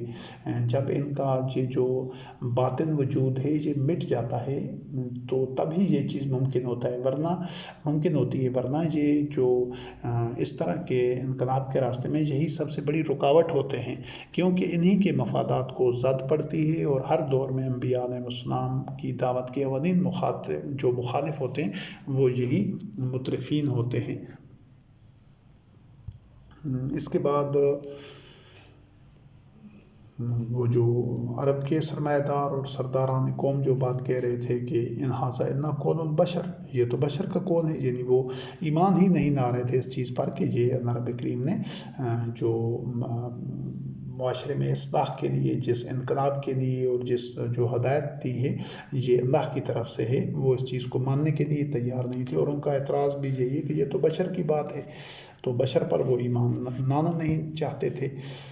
پھر اس کے بعد جو متفرق اقوام جو ہلاکت سے دو چار ہوتی رہی ہیں ساری انسانی تاریخ میں، ان کا بھی جو ایک باطن مذہب تھا، جو ان کے عقائد تھے، جو ان کو آباء و اجداد سے موروثی طور پر جو ملے تھے اور وہ اسی پر اڑے ہوئے تھے، اسی پر ضد کر رہے تھے، سورۃ ابراہیم کی آیت نمبر 10 ہے۔ اور وہ اقوام آخرکار تباہی کے سے دو چار ہوئیں۔ ان کو ایک موقع دیا نہ وحدہ نہ شریک نے کہ وہ اس تباہی سے بچ جائیں، لیکن وہ چونکہ اپنے اندر وہ تغیر نفس پیدا نہیں کر رہے تھے، وہ ہدایت پر آنا نہیں چاہتے تھے، تو وہ اسی وجہ سے اپنے اس باطن عقیدے کی وجہ سے تباہی سے بربادی سے دو چار ہوئیں۔ یہ سورۃ ابراہیم کی آیت نمبر 10 ہے۔ قالوا ان انتم الا بشر مثلنا تريدون ان تصدونا عما كان يعبد آباؤنا فاتونا بسلطان مبین، کہ تم تو ہماری طرح کے ایک بشر ہو، بشر مثلنا، تو تم یہ چاہتے ہو کہ ہمیں اپنے باپ دادا کے راستے سے روکو، کہ جس راستے پر جن کی عبادت ہمارے باپ دادا کر رہے تھے ہم ان کو چھوڑ دیں، تو پھر کوئی سلطان لے کر آؤ، سلطان مبین، یعنی کوئی معجزہ لے کر آؤ، کوئی ایسی نشانی لے کر آؤ، کوئی عجیب و غریب ایسا کام کر کے دکھاؤ تاکہ ہم یہ جان لیں کہ تمہارا یہ دعویٰ ہے، یہ سچا ہے۔ تو آج بھی یہ بیشتر جو لوگ بے شک اپنے آپ کو مسلمان بھی کہتے ہیں، تو ان کا بھی موقف اکثریت کا آج بھی یہی ہے کہ اللہ کی آیات کے مقابلے میں وہ اپنے آباء و اجداد کے مذہب پر رہتے ہیں، اور وہ اسی انتظار میں ہیں کہ کوئی معجزہ ہوگا تو پھر جب معجزہ نہیں ہوتا، عمریں ان کی گزر جاتی ہیں، اگلی نسل آ جاتی ہے، اگلی نسل آ جاتی ہے، تو ان کا تو وہ سارا جو زندگی ہے وہ اکارت جاتی ہے، ضائع جاتی ہے، اسی معجزے کی، اسی نشانے کی، یا جس طرح وہ کہہ رہے تھے کہ سلطان مبین لے آؤ، کوئی آیت لے آؤ، کوئی دلیل، کوئی اس طرح کی عجیب و غریب کام کر کے دکھاؤ، جبکہ انبیاء اور رسول علیہ السلام ان کے سامنے اللہ کی آیات بیان کرتے تھے، وحی بیان کرتے تھے، اور وہ وحی کے مطابق ایک سٹرکچر، ایک نظام کی بنیاد رکھتے تھے، اور اس کو پائے تکمیل تک پہنچا کر اس کے نتائج دکھا رہے ہوتے تھے۔ وہ معجزوں پر ضد کر رہے ہوتے تھے جو مخالفین تھے، تو یہ سلسلہ اسی طرح چلتا رہتا تھا۔ یہی ساری انسانی تاریخ میں ہوا ہے۔ تو یہ جو بشر پر اعتراض ہے کہ بشر کس طرح اللہ کی آیات پہنچا سکتا ہے، یا کس طرح اس تک ہدایت اس کو مل سکتی ہے، تو یہ ایک جو کافر ہوتے تھے، جو جانوروں کی سطح پر ہوتے تھے، جو عقل و فکر سے کام نہیں لیتے تھے، جو اندھے گونگے بہرے ہوتے تھے، باوجود زندہ ہونے کے مردہ ہوتے تھے، ان کا یہی موقف رہا تھا۔ اور آج بھی ہر آدمی اپنے آپ کو اس کسوٹی پر پرکھ سکتا ہے کہ اللہ کی آیات اس کے سامنے بیان ہو رہی ہیں، اللہ رب کریم کی وحی قرآن کریم کی صورت میں ان تک پہنچ چکی ہے، لیکن وہ پھر بھی اگر آباء و اجداد کے راستے پر ان کے جو مذہب ہے، جو عقائد ہیں، انہی پر اڑے رہتے ہیں، انہی پر ہی وہ ضد اور اصرار کرتے ہیں، تو ان کا بھی انجام ان اقوام گزشتہ سے مختلف نہیں ہونا۔ اللہ وحدہ لا شریک کی سنت، اللہ کے کلمات تبدیل نہیں ہوتے۔ پھر اس کے بعد جو مترفین ہر دور میں گزرے ہیں، یہ جو سرمایہ دار لوگ ہوتے ہیں، سرپرست لوگ ہوتے ہیں، جن کے پاس بے تحاشا دولت وسائل ہوتے ہیں، ایلیٹ کلاس، اشرافیہ، ان کے متعلق اللہ رب کریم نے فرمایا کہ ہر دور میں آج بھی ان کی یہی روش ہوگی۔ آج بھی جتنی یہ اللہ کی آیات کے لیے الحمدللہ رب العالمین یہ جو ایک کاوش کا آغاز کیا گیا ہے وہی کا، خود اتباع کرتے ہوئے دوسرے انسانوں تک جو اللہ کی آیات پہنچانے کی یہ جو ایک کاوش ہے، اس کے راستے میں بھی آج بھی یہی سرمایہ دار جو ہوں گے، جو قارون ہیں آج کے دور میں، مترفین ہیں، جو ایلیٹ کلاس ہے، وہ سب سے بڑی مخالف ہوگی اس جو اقامت دین، اتباع وحی کی، جو اللہ کے دین اسلام کو تمام ادیان پر غالب کرنے کی یہ ایک جد و جہد ہے الحمدللہ، جس کا ہم نے آغاز کیا ہے، تو اس کے سب سے بڑے مخالف یہی سرمایہ دار ہوں گے، یہی جو ایلیٹ کلاس ہے، اشرافیہ ہے، یہ جو آج کے دور کے قارون ہیں، جو مترفین ہیں، کیونکہ انہی کے مفادات پر زد پڑے گی، وہی اس کو بھانپ لیں گے، دیکھ لیں گے، سمجھ جائیں گے کہ اگر یہ نظام جس میں دولت کے ارتکاز کے اوپر ضرب لگائی جاتی ہے، دولت چند ہاتھوں میں وہ مرتکز نہیں رہتی بلکہ تمام انسانوں تک اس کے بہاؤ کو یقینی بنایا جاتا ہے۔ تو جب وہ اس نظام کو دیکھیں گے جس کے لیے الحمدللہ رب العالمین ہم نے یہ آغاز کیا ہے اس کی بنیاد رکھنے کے لیے، اس کی ابتدا کرنے کے لیے، تو وہ جب دیکھیں گے تو وہ جان جائیں گے، اچھی طرح بانپ جائیں گے، سمجھ جائیں گے کہ اگر یہ نظام جڑیں پکڑتا ہے اور اس بنیاد کے اوپر نوع انسانی قیام کرتی ہے، وہ اتباع وحی کے راستے پر آ جاتی ہے، تو پھر یہ سرمایہ دارانہ نظام، یہ جو سرپرستی ہے اور دولت پوری دنیا میں چند ہاتھوں میں مرتکز ہے، یہ نظام پھر انشاءاللہ العزیز منہدم ہو جائے گا، زمین بوس ہو جائے گا اور اپنے منطقی انجام کو پہنچے گا۔ یہ جب سرمایہ دار اس کو دیکھیں گے، یہ جو ایلیٹ کلاس ہے، مترفین ہیں، قارون ہیں، تو وہ اس کو سبوتاژ کرنے کے لیے ہر حربہ استعمال کریں گے، ایڑی چوٹی کا زور لگائیں گے، لیکن اللہ وحدہ لا شریک ان کو نابود کرے گا اور ان کی چالوں کو ناکام بنائے گا۔ کیوں؟ وجہ یہ ہے کہ یہ مراد یافتہ طبقہ ہیں، اس سسٹم یہ جو چل رہا ہے سب سے زیادہ اس سے مفادات انہی کو حاصل ہو رہے ہیں۔ یہ جو مذہبی پیشوا ہیں، جو آج کے دور کے سامری ہیں، تو یہ ان کو تو تھوڑے سے مفادات ملتے ہیں، یہی جو مترفین اور سرمایہ دار اور جاگیردار اور بڑے بڑے یہ جو آج کے دور کے قارون ہیں، یہ ان کی مذہبی پیشواؤں کی مسجدوں میں، مدرسوں میں، ان کی تنظیموں میں، ان کے اداروں میں یہ تھوڑا تھوڑا سا ان کو معاوضے کے طور پر جو چندہ دے دیتے ہیں، یہ جو عطیات دے دیتے ہیں، تو یہ تو مولوی اور مذہبی پیشوا یہ تو بہت تھوڑا سا فائدہ اٹھاتے ہیں اس باطل نظام سے۔ بڑا حصہ جو ہے وہ سب سے زیادہ جو فائدہ اٹھاتے ہیں یہی سرمایہ دار جو قارون ہیں، مترفین ہیں، یہ فائدہ اٹھاتے ہیں، یہی سب سے بڑے اس نظام کے سے مستفید ہونے والے ہیں۔ اور دوسرے نمبر کے اوپر حکمران طبقہ، یہ جو سیاستدان ہیں، یہ جو حکمران ہیں جن کے پاس بڑے بڑے عہدے ہیں، دوسرے نمبر پر یہ فائدہ اٹھا رہے ہوتے ہیں۔ تیسرے نمبر پر یہ مذہبی پیشوا، تو ویسے بھی یہ کامچور ہوتے ہیں مذہبی پیشوا، زیادہ تر وہ ایک محنت کی کمائی کے یہ عادی نہیں ہوتے، تو اس وجہ سے ان کو تھوڑا بہت ہی یہ سرمایہ دار اس کو معاوضہ دے دیتے ہیں کہ تم بھی ہمیں ڈیفینڈ کرو، ہمارا دفاع کرو، ہماری سپورٹ کرو کہ یہ نظام باقی رہے۔ تو یہ مذہبی پیشوا بھی ہمیشہ سے سرمایہ دار کے محافظ رہے ہیں،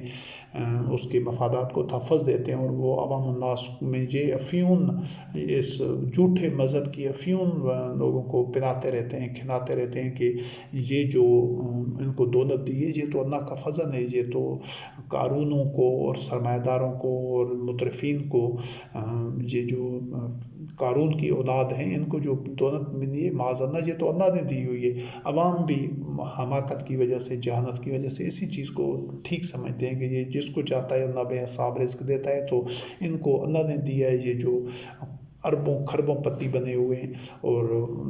یہ اسراف و تبذیر کے مرتکب ہیں، تو اسی وجہ سے یہ مذہبی پیشوا اور حکمران دونوں مل کر انہی سرمایہ داروں کا تحفظ کرتے ہیں۔ اس چیز کو سمجھنا ضروری ہے، یہ دونوں ان کے آنکار ہیں۔ اصل جو فائدہ اٹھا رہے ہوتے ہیں ہر دور میں وہ یہی فرعون ہوتے ہیں، اور فرعون کی جو نظریاتی اولاد ہے، مترفین ہیں، سرمایہ دار ہیں، ایلیٹ کلاس ہے، یہ سب سے زیادہ فائدہ اٹھا رہے ہوتے ہیں شیطانی نظام سے، طاغوتی نظام سے۔ جبکہ جو دین اللہ ہے، جو اللہ وحدہ لا شریک کا نازل کردہ دین ہے قرآن کریم میں، اس میں جو ساری نوع انسانی یکساں انداز سے اللہ کی نعمتوں سے، وسائل ارضی سے، زمین کی پیداوار سے اور اللہ کے پیدا کردہ خزانوں سے یکساں طور پر مستفید ہو رہی ہوتی ہے، اور دولت چند ہاتھوں میں مرتکز نہیں ہوتی بلکہ تمام افراد معاشرہ تک وہ یکساں طور پر گردش کر رہی ہوتی ہے، اور تمام لوگ یکساں اپنی بنیادی انسانی ضروریات پوری کر رہے ہوتے ہیں۔ تو یہ جو مترفین تھے مختلف ادوار میں، تو ان کا یہ موقف یہ تھا کہ ما ھذا الا بشر مثلکم یاکل مما تاکلون منہ ویشرب مما تشربون ولئن اطعتم بشرا مثلکم انکم اذا لخاسرون۔ یہ سورۃ المومنون کی آیت نمبر 33 اور 34 سے تو اس میں بھی وہ یہی کہہ رہے تھے کہ ما ھذا الا بشر مثلکم، انبیاء اور رسول علیہ السلام کو تمام یہ جو سرمایہ دار تھے، یہ جو ایلیٹ کلاس تھی، وہ ہر دور میں اولین مخالف تو وہی ہوتی تھی رسولوں علیہ السلام کی دعوت کی، تو وہ یہی اعتراض کرتے تھے کہ یہ تو ہماری طرح تمہاری طرح بشر ہیں، ما ھذا الا بشر مثلکم، لوگوں کو کہتے تھے کہ یہ تو تمہاری طرح بشر ہیں،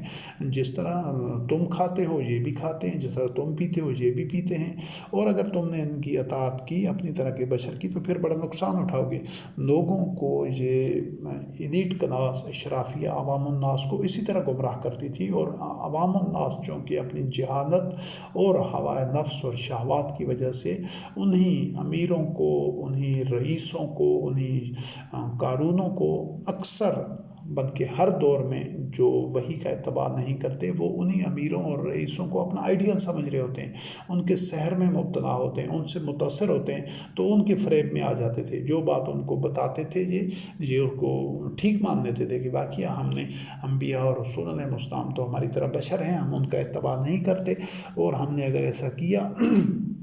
تو پھر ہم خسارے میں رہیں گے۔ جبکہ آج کے دور میں بھی یہ جتنے بڑے بڑے یہ جو قارون کی نظریاتی اولاد ہیں، قارون نژاد، یہ جو سرمایہ دار ہیں، مترفین ہیں، لوگ آج بھی ان کے سحر میں مبتلا ہے، اور وہ ان کو ان کی جو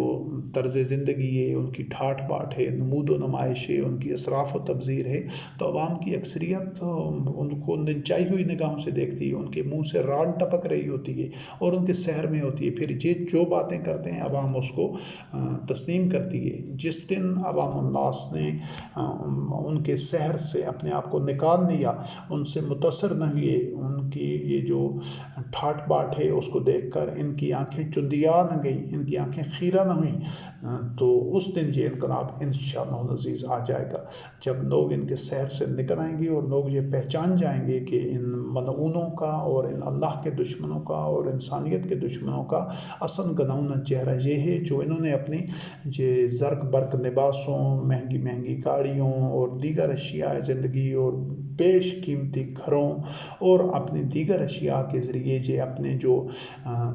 ایک مکروہ اور غلیظ چہرے کو چھپائے ہوئے ہیں، یہ انسانیت کے دشمن ہیں، جو دوسروں کو محرومی کی دندن میں، دوسروں کو غربت کی، جرائم کی اور ایک افلاس کی دندن میں دھکیل کر خود جو عیاشیاں کرتے ہیں، اسراف و تبذیر کرتے ہیں اور اپنی مستیوں میں پیسہ ضائع کرتے ہیں، جو اللہ کے پیدا کردہ نعمتوں کو ضائع کرتے ہیں، برباد کرتے ہیں، جب لوگ ان کا حقیقی چہرہ، ان کا حقیقی کردار پہچان لیں گے، اور اس کی پہچان کے لیے صرف اور صرف وہی کی جب اتباع کی جاتی ہے، جب وحی کا مطالعہ کیا جاتا ہے قرآن کریم کا، تو پھر ہی ان کے حقیقی چہرے کو آدمی پہچان سکتا ہے، کہ جب اس کے قلب میں روشنی ہوتی ہے۔ قرآن کریم نور ہے، آپ کے قلب میں آ جائے گا، آپ کے فؤاد میں، آپ کے دل و دماغ میں اللہ کی آیات ہوں گی، تو آپ ہر چیز کو اس کے درست مقام پر، اس کے درست اثر سے اور اس کی درست حیت اور حالت میں پہچان لیں گے، کسی چیز سے دھوکہ نہیں کھائیں گے۔ اندھیرے میں آپ کو کسی چیز کا کوئی پتہ نہیں لگتا کہ کوئی چیز کیسی ہے، کہاں ہے، اور اس کا کیا وجود ہے، کیا اس کے خواص ہیں، کیا حالت ہے۔ جبکہ روشنی آ جاتی ہے تو آپ تمام چیزوں کی ساخت، ان کا سائز، ان کے افعال، ان کا جو بھی ان سے متعلقہ چیزیں ہوتی ہیں وہ آپ کے سامنے ہوتی ہیں۔ تو قرآن کریم اللہ کا نور ہے، اس کو اپنے قلوب میں اتاریں، آپ کو تمام اشیاء کائنات کی اور تمام کرداروں کی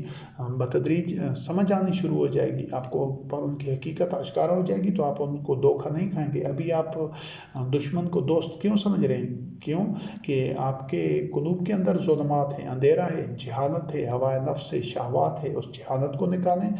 شہوات کو نکالیں، ہوائے نفس کو نکالیں، تکبر کو نکالیں، اور اللہ وحدہ لا شریک کی آیات کے سامنے سجدہ ریز ہو جائیں، ان کو اپنے قلوب و اذہان میں اتارتے جائیں۔ آپ دیکھیں گے کہ آپ دوست اور دشمن کو پہچان لیں گے، اپنے دشمن کو بھی، اللہ کے دشمن کو بھی، دین اسلام کے دشمن کو بھی، انسانیت کے دشمن کو بھی، اور سب کا دشمن ایک ہی ہے، اور وہ 3 شکلوں میں رہا ہے ساری انسانی تاریخ میں، آج بھی وہ اسی دشمن ایک ہی ہے۔ وہ 3 شکلیں اس کی، ایک قارون ہے، اور ایک فرعون ہے، اور ایک سامری ہے۔ تمام حکمران جو مذہبی تمام حکمران جو وحی کے مطابق نظام حکومت، نظام عدل و قسط نہیں چلاتے، وہ آج کے فرعون ہیں۔ اس میں سیاستدان اور دیگر لیڈرز سب شامل ہیں۔ تمام جو سرمایہ دار ہیں، تمام جو قارون ہیں، مترفین ہیں، جو دولت کے زیادہ سے زیادہ اپنے ارتکاز میں رکھنے، اپنے ہاتھ میں رکھنے کے لیے قانون سازی بناتے ہیں، اس کو ٹھیک قرار دیتے ہیں، زیادہ سے زیادہ دولت پر قابض رہتے ہیں اور اس کی ہی سپورٹ کرتے ہیں کہ دولت چند ہاتھوں میں ہی اس کا ارتکاز رہے، اکثریت محروم رہے۔ جو اس نظریے کا، اس سوچ کا، اس پروٹوکول کا جو حامی ہے وہ اللہ کا دشمن ہے، انسانیت کا دشمن ہے۔ اور تمام سامری، جو اس سامری نے تو وہ ایک بچڑا بنایا تھا بنی اسرائیل کے عہد میں، تو یہ تمام مذاہب کے جو مذہبی پیشوا ہیں، چاہے وہ مسلمان ہوں، چاہے یہود ہوں، نصارہ ہوں، ہندو ہوں، سکھ ہوں، کوئی بھی مذہب ہو، ان تمام کے یہ جو مذہبی پیشوا ہیں یہ آج کے سامری ہیں کہ وہ وہی کا اتباع نہیں کرتے۔ وہ تمام جو مذہبی پیشوا جو صرف قرآن کریم کے علاوہ کسی اور چیز کا اتباع کرتے ہیں، یا قرآن کریم کا اتباع کا اور اس پر ایمان لانے کا دعویٰ کرتے ہیں، لیکن اس کے ساتھ اور کتابوں کو اور شخصیات کی اقوال و افعال اعمال کو شامل کرتے ہیں، چاہے وہ کم ہو چاہے زیادہ ہو، تو وہ تمام کے تمام سامری ہیں۔ تو یہ فرعون، قارون اور سامری اپنے دور کے ان تینوں کرداروں کو پہچانیں۔ یہی آپ کے دشمن ہیں، یہی اللہ کے دشمن ہیں، یہی انسانیت کے دشمن ہیں، یہی دین کے دشمن ہیں۔ اور ان کو آپ تب پہچان سکیں گے جب آپ اللہ کے نور سے دیکھیں گے، اللہ کی آیات کی روشنی میں ان کرداروں کو دیکھ لیں گے۔ اور یہ پڑھنے سے نہیں ہوں گی، ان آیات کو، اس قرآن کریم کی تعلیمات کو اپنے قلوب میں، اپنے اذہان میں، اپنے فؤاد میں، قلب میں جگہ دیں، اس پر تدبر کریں، تصریف آیات کے ذریعے تفکر کریں، عقل، فکر، شعور کو بروئے کار لیں اور خود وحی کا اتباع کریں گے، اس طریقے سے اپنی زندگیوں کو ڈالیں گے، تغیر نفس پیدا کریں گے، تو تب آپ کو یہ حقائق آشکارا ہوتے جائیں گے۔ بالکل جس طرح تاریکیوں میں جب پو پھٹتی ہے تو تھوڑی سی روشنی افق پر ظاہر ہوتی ہے، پھر جوں جوں وقت گزرتا جاتا ہے تو وہ روشنی بڑھتی جاتی ہے۔ جب آپ قرآن کریم کے ساتھ تمسک اختیار کریں گے، اس سے مس اختیار کریں گے، اس کو تھام لیں گے، اس کا اتباع کریں گے، اس کی تلاوت کریں گے اور اس کی ایک دوسرے لوگوں کے سامنے اس کی قرت کریں گے اتباع کرتے ہوئے، تو یہ بتدریج وہ روشنی آپ کے قلوب میں جاگزین ہوتی جائے گی، پھیلتی جائے گی۔ آپ پر یہ اشیاء کی جو حقیقت ہے، جو ان کا حقیقی چہرہ ہے، جو کردار ہیں، جو اعمال کے نتائج ہیں، وہ آپ پر آشکارا ہوتے جائیں گے۔ آپ اور یہی چیز ہے، یہی وہ ایک بتدریج امن ہے جس کو اللہ وحدہ لا شریک نے ظلمات سے نور میں آنے کا امن کہا ہے، کہ تاریکیوں سے نکل کر نور میں آنے۔ اور ہر دور میں جو وحی کے نزول کا مقصد ہوتا ہے تو وہ نوع انسانی کو انہی ظلمات سے نکال کر نور میں لے کر آنا ہوتا ہے۔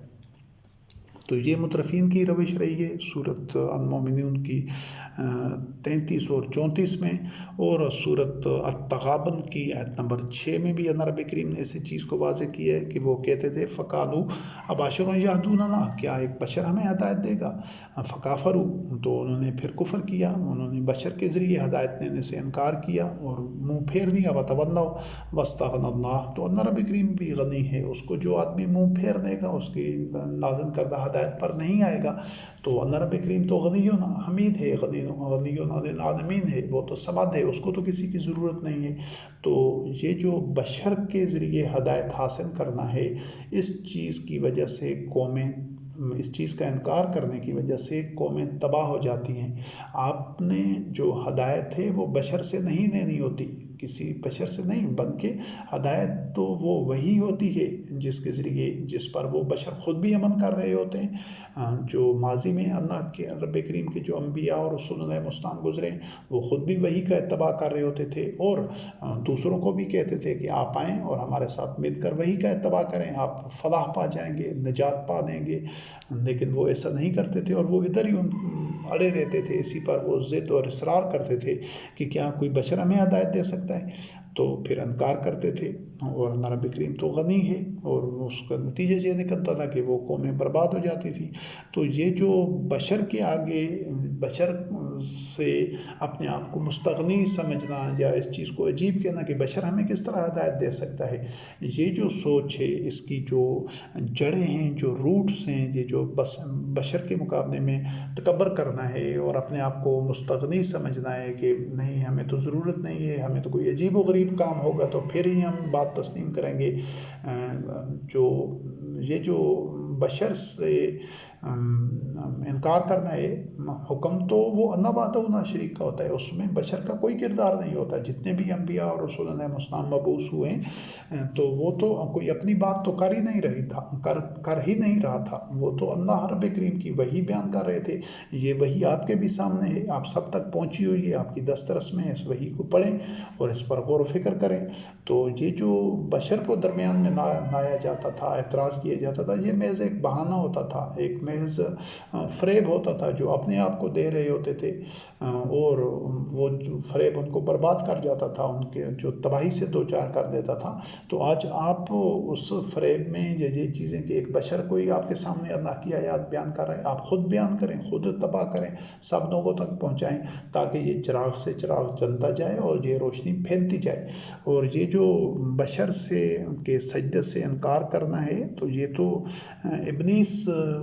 بنا وہ جو اس کے خمیر میں آدمیوں کی جب وہ ابلیسیت اور شیطانیت ہوتی ہے کہ وہ پھر وہ روٹس اس کے اندر ہوں گی تو وہ پھر بشر کے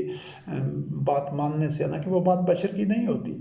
کبھی بھی وہ بشر کی بات نہیں ہوتی تھی ساری انسانی تاریخ میں، لیکن وہ نہیں مان رہے ہوتے تھے، وہ اعتراض کر رہے ہوتے تھے مخالفین کہ یہ تو بشر ہے۔ تو یہ ان کی جو روٹس تھی، جو ان کا خمیر تھا، اس میں جو سرکشی تھی وہ وہی ابلیس اور شیطان والی تھی۔ اس نے بھی تو یہی کہا تھا، کالا لم اکن لیسجد لبشر خلقتہ من صلصال من حمأ مسنون، کہ میں تو اس بشر کو سجدہ نہیں کر سکتا کہ اس کو کھنکھناتی ہوئی سڑی ہوئی مٹی سے پیدا کیے گئے، سورۃ الحجر کی آیت نمبر 15۔ تو یہ جو اللہ رب کریم کی آیات آپ کے سامنے کوئی بھی بشر لے کر آ رہا ہو، آپ خود اللہ کی آیات کا اتباع کریں اور دوسرے لوگوں تک پہنچائیں، تو نہ تو خود آپ اس کے بشر ہونے پر اعتراض کریں اور نہ کسی کو، اگر آپ اللہ کی آیات لے کر جاتے ہیں، صرف اللہ کی آیات لے کر جانی ہے، یہ شرط ہے۔ ایک لفظ بھی اللہ رب کریم کی آیات قرآن کریم کے علاوہ ایک لفظ بھی رائی کے ذرے برابر بھی اس میں شرک کی، باطن کی آمیزش نہیں کرنی، ایک بات بھی کسی اور بشر کی، کسی اور کتاب کی ایک لفظ بھی شامل نہیں کرنا۔ جب اس کو خالص رکھنا ہے تو 100% خالص رکھنا ہے۔ شہد یا دودھ کے ساتھ ایک قطرہ بھی آپ زہر کا نہیں بنا سکتے، نجس نہیں بنا سکتے۔ اسی طرح جب آپ نے اللہ کی آیات لوگوں تک پہنچانی ہوتی ہیں، انبیاء علیہ السلام کے اسوہ حسنہ پر چلنا ہوتا ہے، تو پھر آپ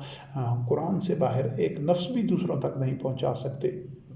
تو اس طریقے سے اللہ کی آیات آپ خود بھی دے کر جائیں، خود بھی اس کا اتباع کریں۔ تو یہی جو ایک راستہ ہے، یہی انبیاء علیہ السلام کا اسوہ حسنہ ہے۔ اس کے علاوہ کامیابی کا اور اصلاح کا اور فوز و فلاح کا اور ظلمات سے نکلنے کر نور تک، ظلمات سے نکل کر نور تک پہنچنے کا اور کوئی راستہ ہے ہی نہیں، کوئی متبادل نہیں ہے، کوئی شارٹ کٹ نہیں ہے۔ اور یہ جو انبیاء علیہ السلام جو ایک تمام ادوار میں اعلان کر رہے ہوتے تھے، سورۃ ابراہیم کی آیت نمبر 11 ہے، کانت لہم رسلہم ان نحن الا بشر مثلکم ولکن اللہ یمن علی من یشاء من عبادہ، کہ یہ تو ان کے انبیاء علیہ السلام ان سے کہتے تھے کہ ہم تمہاری طرح کے ایک بشر ہیں، ان نحن الا بشر مثلکم، لیکن اللہ رب کریم جس پر چاہتا ہے من کرتا ہے، اس کو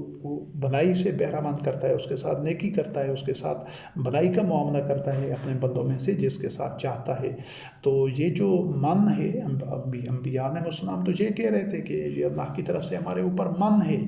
ولیکن اللہ یمن علی من یشاء، اپنے بندوں میں سے جس پر چاہتا ہے یہ من کرتا ہے۔ یہ انبیاء علیہ السلام کا موقف ہوتا تھا، ان کا سٹینڈ ہوتا تھا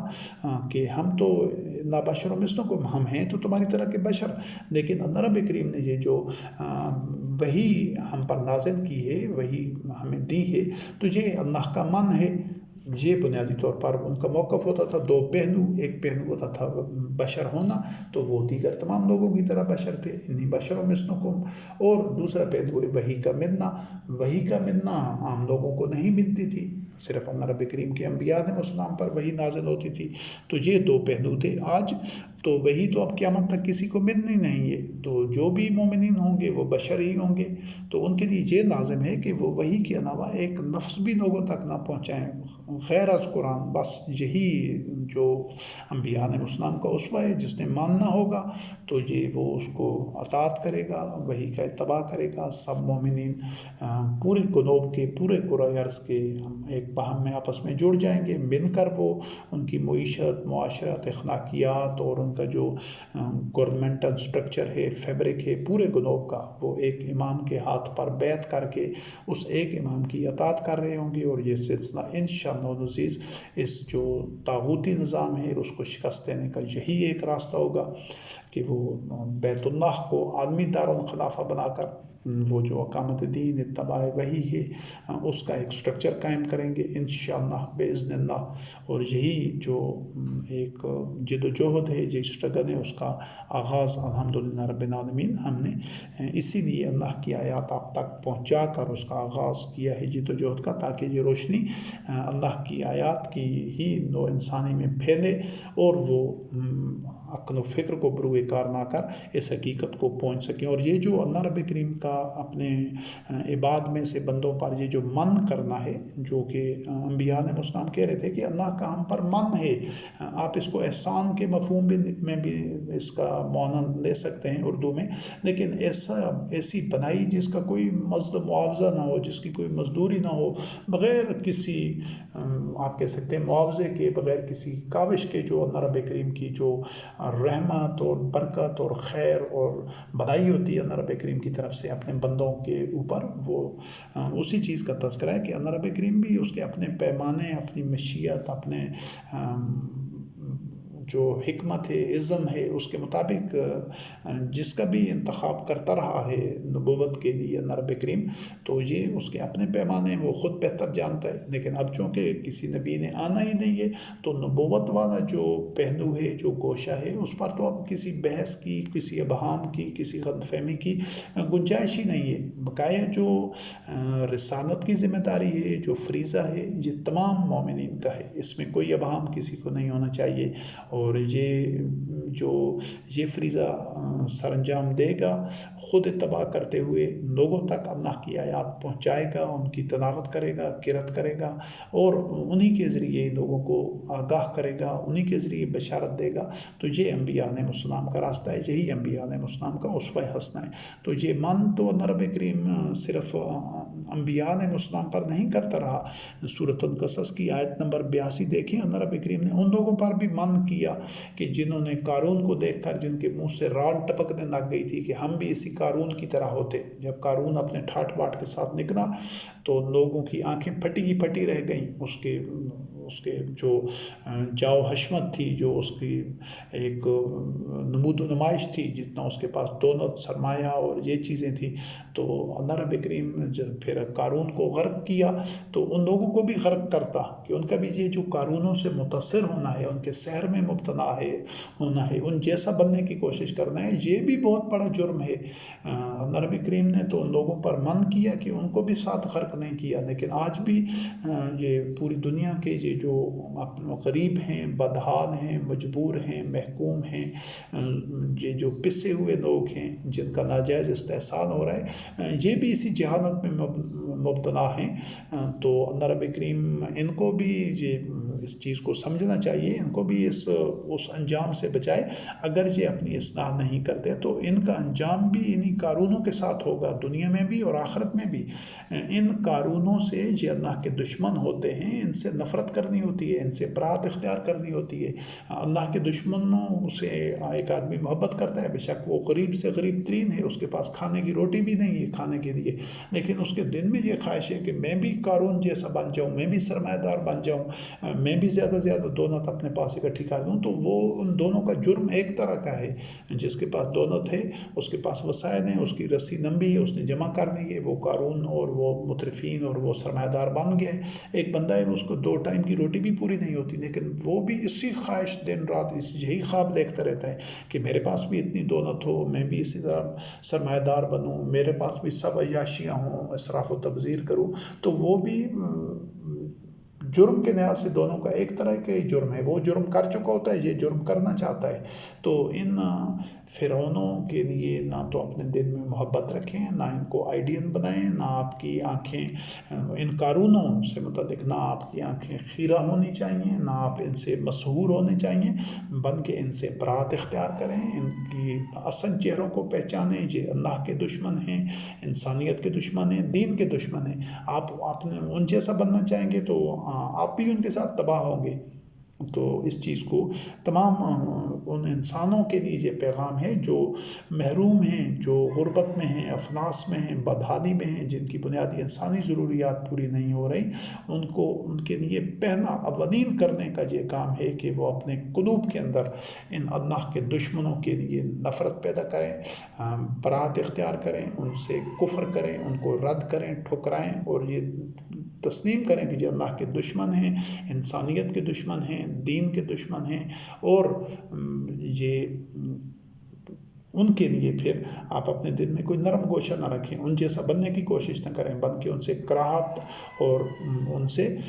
نفرت کریں، ان سے برات اختیار کریں. یہ پہلا مرحلہ ہے. جب لوگوں نے یہ قدم اٹھا لیا، یہ کرنے میں کامیاب ہو گئے، تو انشاءاللہ العزیز پھر کوئی وجہ نہیں ہے کہ یہ تمام دنیا کے قارون، مترفین، سرمایہ دار، یہ جو اللہ کے دشمن ہیں، چاہے وہ یہود میں سے ہوں، نصارہ میں سے ہوں، مسلمانوں میں سے ہوں، عیسائیوں میں سے ہوں، سکھوں میں سے ہوں، ہنود میں سے ہوں، کسی مذہب سے بھی ہوں، وہ تمام کے تمام انشاءاللہ العزیز تباہ و برباد ہوں گے، اور ان کو کوئی ان کے منطقی انجام سے نہیں بچا سکے گا. یہ آج تک ان کی یہ قارونیت اور جو سرمایہ داری ہے، کیوں وہ دنیا میں صدیوں سے کیوں وہ اس نے پنجے گاڑے ہوئے ہیں، کیوں انسانیت اس کے چنگل سے نہیں نکل سکتی؟ اس کی پہلی اولین اور بنیادی وجہ یہ ہے. اور اگر یہ جڑ آپ کاٹنے میں کامیاب ہو جاتے ہیں تو انشاءاللہ عزیز یہ جو شجر خبیثہ ہے یہ دھڑام سے نیچے گرے گا. اس کی بنیادی وجہ یہ ہے کہ لوگ ان سے متاثر ہیں، ان کے سحر میں مبتلا ہیں، ان کو انہوں نے بت بنا کر ان کی پوجا کر رہے ہیں. جب ان کے سحر سے نکل جائیں گے،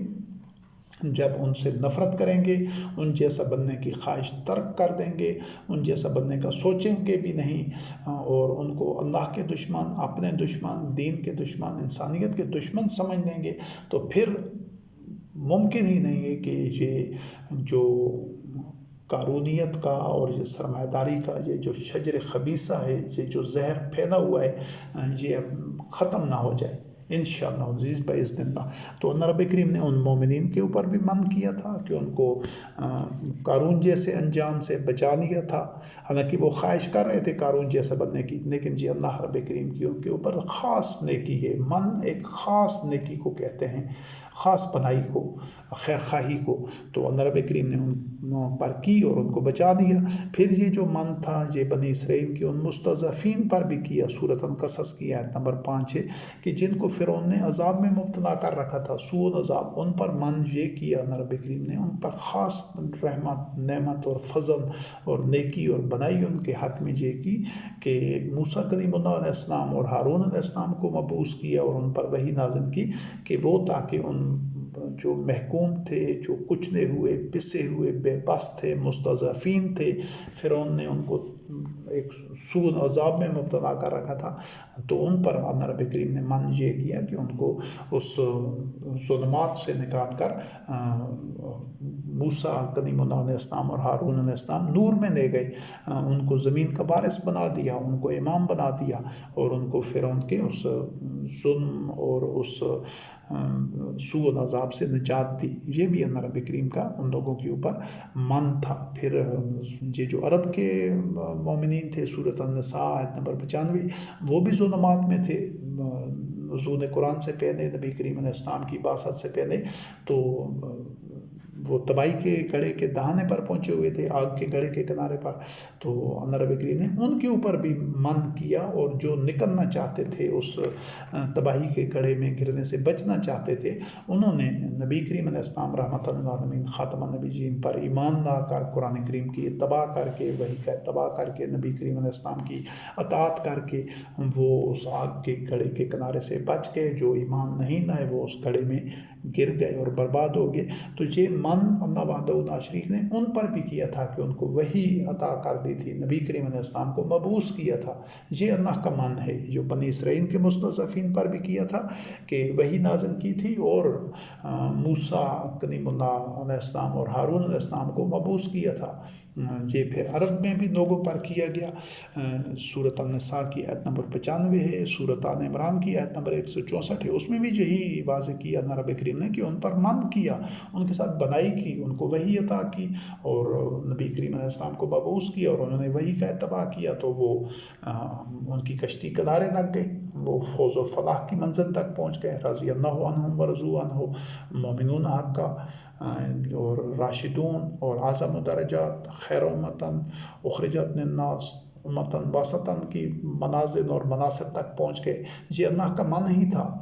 تو اللہ رب کریم نے مستضعفین پر بھی وہ من کرتا رہا ہے،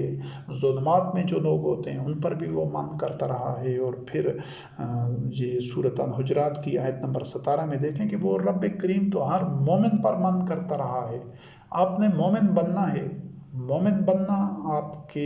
بس میں ہے، آپ کے اختیار میں ہے، آپ کی صوابدید پر ہے۔ وہی آپ تک بھی پہنچ چکی ہے، جس طرح ان عربوں تک پہنچی تھی، بنی اسرائیل تک پہنچی تھی۔ تو کسی نبی نے آنا نہیں ہے، یہ چیز طے ہے۔ تو اگر آپ تو پھر اس کے باوجود وہی پہنچنے کے باوجود، اللہ کی آیات آپ کے سامنے آنے کے باوجود، قرآن مجید آپ کی دسترس میں ہے، سب کی دسترس میں ہے، آپ کے پاس وہی موجود ہے، پہنچی ہوئی ہے، اگر آپ اس سے اپنے آپ کو بے نیاز رکھا ہوا ہے، اس پر توجہ نہیں دیتے، اس سے ناتعلق ہیں، اس سے بیگانے ہیں، غفلت میں ہیں، تو پھر اللہ وحدہ شریک آپ کو آ کر، یہ ملائکہ آ کر آپ کو جو جوڑ کر اٹھائیں گے نہیں کہ آئیں اور وہی کا اتباع کریں۔ وہ سمد ہے رب، وہ غنی ہے، اس کا کارخانہ چل رہا ہے، یہ ہماری ضرورت ہے۔ تو اس غفلت سے اپنے آپ کو نکالیں۔ جو وہی اللہ وحدہ شریک نے آپ تک پہنچائی ہے، وہ اللہ وحدہ شریک کی یہ جو سنت ہے یہ بدلتی نہیں ہے، اس کے کلمات نہیں بدلتے۔ وہ تو مستضعفین پر من کرتا رہا ہے، بنی اسرائیل پر بھی من کیا، عربوں پر بھی کیا، ہر مومن پر من کرتا ہے، ان لوگوں پر بھی کیا جو قارون جیسا بننا چاہتے تھے، اتنی غلط فہمی میں اور اتنی گمراہی میں تھے۔ تو یہ من آپ پر بھی ہو چکا ہے، وہی آپ کے سامنے موجود ہے، آپ کی دسترس میں ہے۔ قرآن مجید اٹھائیں اور اللہ رب کریم کی اس وحی کو دیکھیں۔ بقایا کسی نبی نے اب نہیں آنا، یہ چیز طے ہے، اور نہ ہی مہدی نے آنا ہے، نہ عیسیٰ روح اللہ علیہ السلام نے آنا ہے۔ جو کرنا ہے آپ نے خود کرنا ہے، نہیں کرنا تو آپ نہ کریں، پھر اپنے انجام کا انتظار کریں۔ تو یہ پہلی نشست تھی جو بشر کے رسول ہونے سے متعلق تھی اور لوگوں کے اعتراضات سے مکمل تھی۔ اگلی آیات اگلی نشست میں انشاءاللہ۔ والسلام علی من اتبع الہدی۔